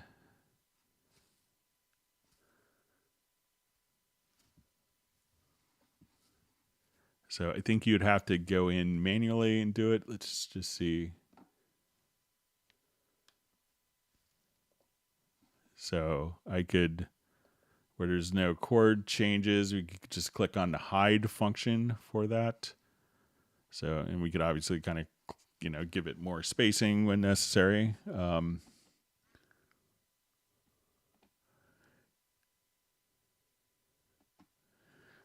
we see, can line breaks be dynamically applied when there's a track marker? So let me just add some markers in.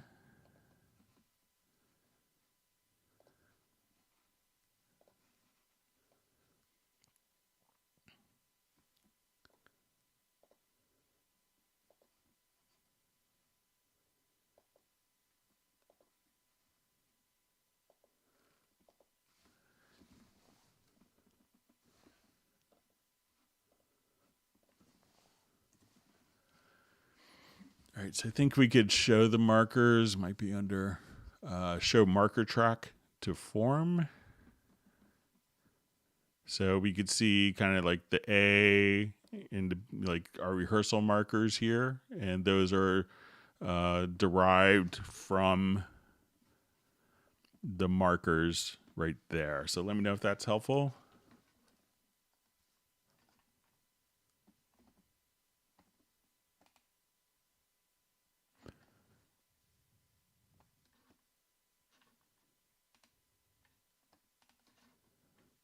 just get back to my spot. Sorry, my web browser shut down on me.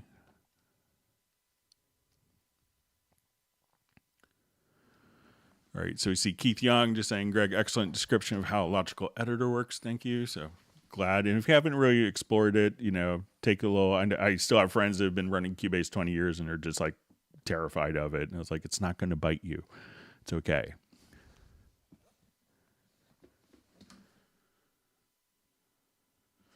Okay. So we see a question. How do you create an external instrument track for a hardware synth with delay compensation? So really all you have to do is go to your studio menu, and this is in Cubase Pro, and you'll see external instruments. So let's say I have a montage, and what we want to do is to connect that to inputs of our audio interface. So once we do this, we can now just say we're going to add an instrument track, and we want it to go to our external plugins, and we'll see, let's say, to the montage. And now at that point, and it knows what the delay going out is to the MIDI, and it knows what the timing with the latency is coming in, so you don't have to ping it. All right.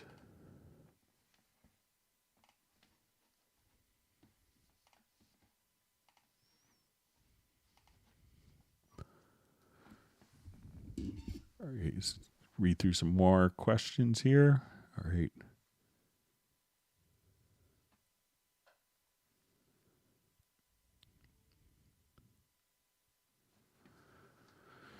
All right, so we see question: how well does Cubase work on a small 14-inch MacBook screen? Sometimes like the screen resolution isn't really high on. I guess I'm running it on. I'm running it on my. I guess like if you have the MacBook Air, those resolutions aren't very good. But I have a 14-inch M1 MacBook, and I could run. I could run 1080 on that. So I sometimes will use utilities to kind of switch. But on my Retina display, you could adjust, like it doesn't show you the actual resolution. It's like big, medium, small. But I have no problems running it. Like when I'm running Cubase myself, I like to run it at 1080p. I get used to that, and I try to make all my presentations, because there's a lot of people that watch the live streams on TV, so I don't want like a computer resolution that's kind of scaling weird for the TV. So, but I don't have any problems with it on my 14-inch MacBook screen. All right.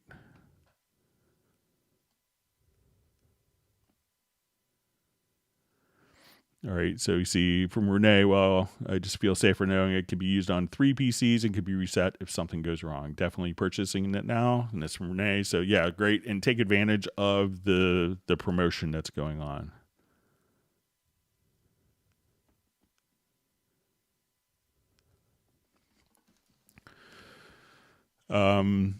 All right, so I see a question. With the Melodyne Essential extension, can audio be extracted to a MIDI file? I could see the notes can be moved or modified, but I don't see an export option, thanks. So I'm not sure. I'm not a Melodyne expert by any means, so I'm not sure if it can export a MIDI file from Melodyne. I know VariAudio can do it for monophonic sources, but I don't really have a sense if it could... If Melodyne does that, it may. I'm just, I tend to use just all of, the VariAudio. So, all right. So you see from Renee just saying promotion. So yeah, currently there is a 40% promotion going on. So if you upgrade from earlier versions, get new versions of Cubase, or update, it's 40% off through October 3rd. So it's a great deal. Plus you get, up to 5 different plugins free. So, with that, and, but that's limited until October 3rd. So make sure to take advantage of that. All right.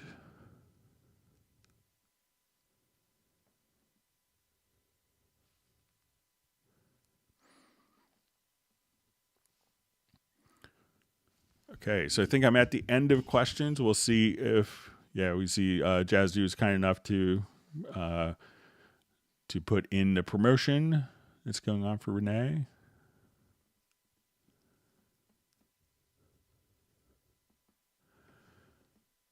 All right.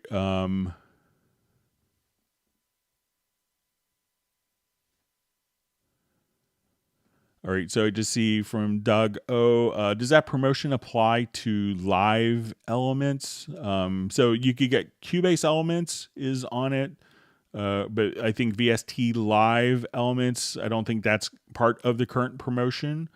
But that I think is still in its introductory promotion price. But VST live, that's currently kind of at an intro price, I believe. So, but it's not in the 40% for Cubase elements.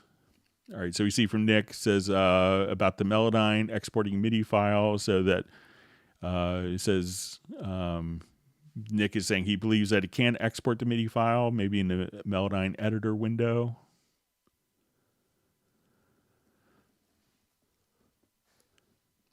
All right, so I see for larger concerts, would you use VST Live or play tracks from Cubase itself? So if I was, depending on your needs, I mean, we've had people do Cubase stuff for live concerts for a long time. But I think that where VST Live is unique, one is to be able to have the lyrics scrolling and the chords scrolling to the different musicians live, where they could watch it on an iPad or their iPhone, to be able to, have all the different elements switched, where it's going to automatically load stuff in advance for like larger sample libraries, so that when you immediately switch, it's not going to be loading up sounds, is pretty slick. If you need to do DMX lighting, that's also like a big part of VST Live. And kind of the whole live thing had kind of started with a program called VStack, which was, I think Charlie Steinberg did it. And still there's a lot of guys that just love VStack and would go out and do their whole gigs, with everything kind of laid out for you. But it's really easy to have like your entire set, individual songs, individual parts within songs, and have backing tracks play and be able to take your Cubase stuff. So, if I was doing kind of a one-man thing where I couldn't remember the song lyrics, which is a lot of the singers I used to play with always had iPads and were manually adjusting them, I think VST Live is a great solution. If you're just doing I want to take this out for like a live backing thing, I'm playing guitar and singing, you might be able to get by with Cubase. But if you're doing like a big production where you're triggering 6 different video screens, triggering the lights, sending the the lyric cues and the chord charts for all the musicians, VST Live is a perfect solution for that. All right, see Michael Teams has to run. Thanks for joining us, Michael, and thanks for sharing all your great ice creams. All right. So, and I see Jazzu just mentioning Michael Team's Zoom Tuesday. So I think next, if I'm right, that the next Zoom meetup will be 1 week from today.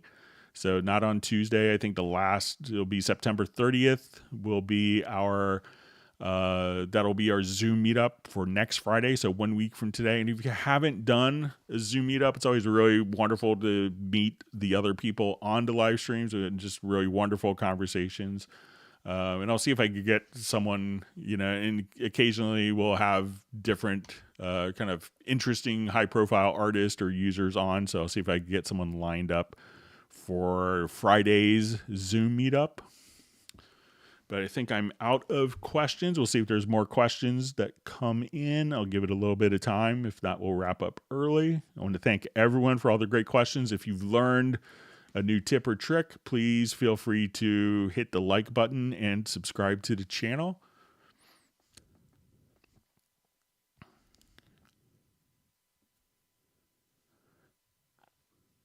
All right, we'll give it a couple minutes. And we want everyone to stay safe and healthy. And everyone to make wonderful music with their Cubase setups.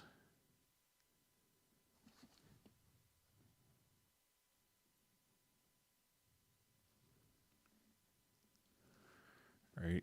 It's usually about 20 seconds from when I talk to when it goes out. So just wait a little bit longer. See if there's any last minute questions that come in.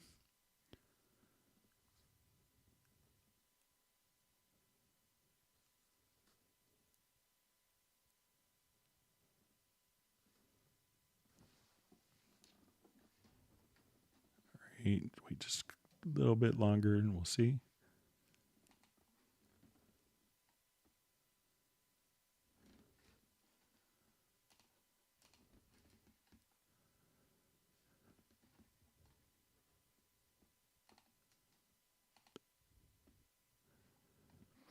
All right, so I guess that will go ahead and wrap it up. So thank you so much for all the questions, and we hope to see everyone on Tuesday. And I'll have the link ready if you want to email me about the Zoom meetup, like credentials, the login information. You could send it to clubcubase@steinberg.de. Everyone have a wonderful weekend, and we'll see you on Tuesday. Take care.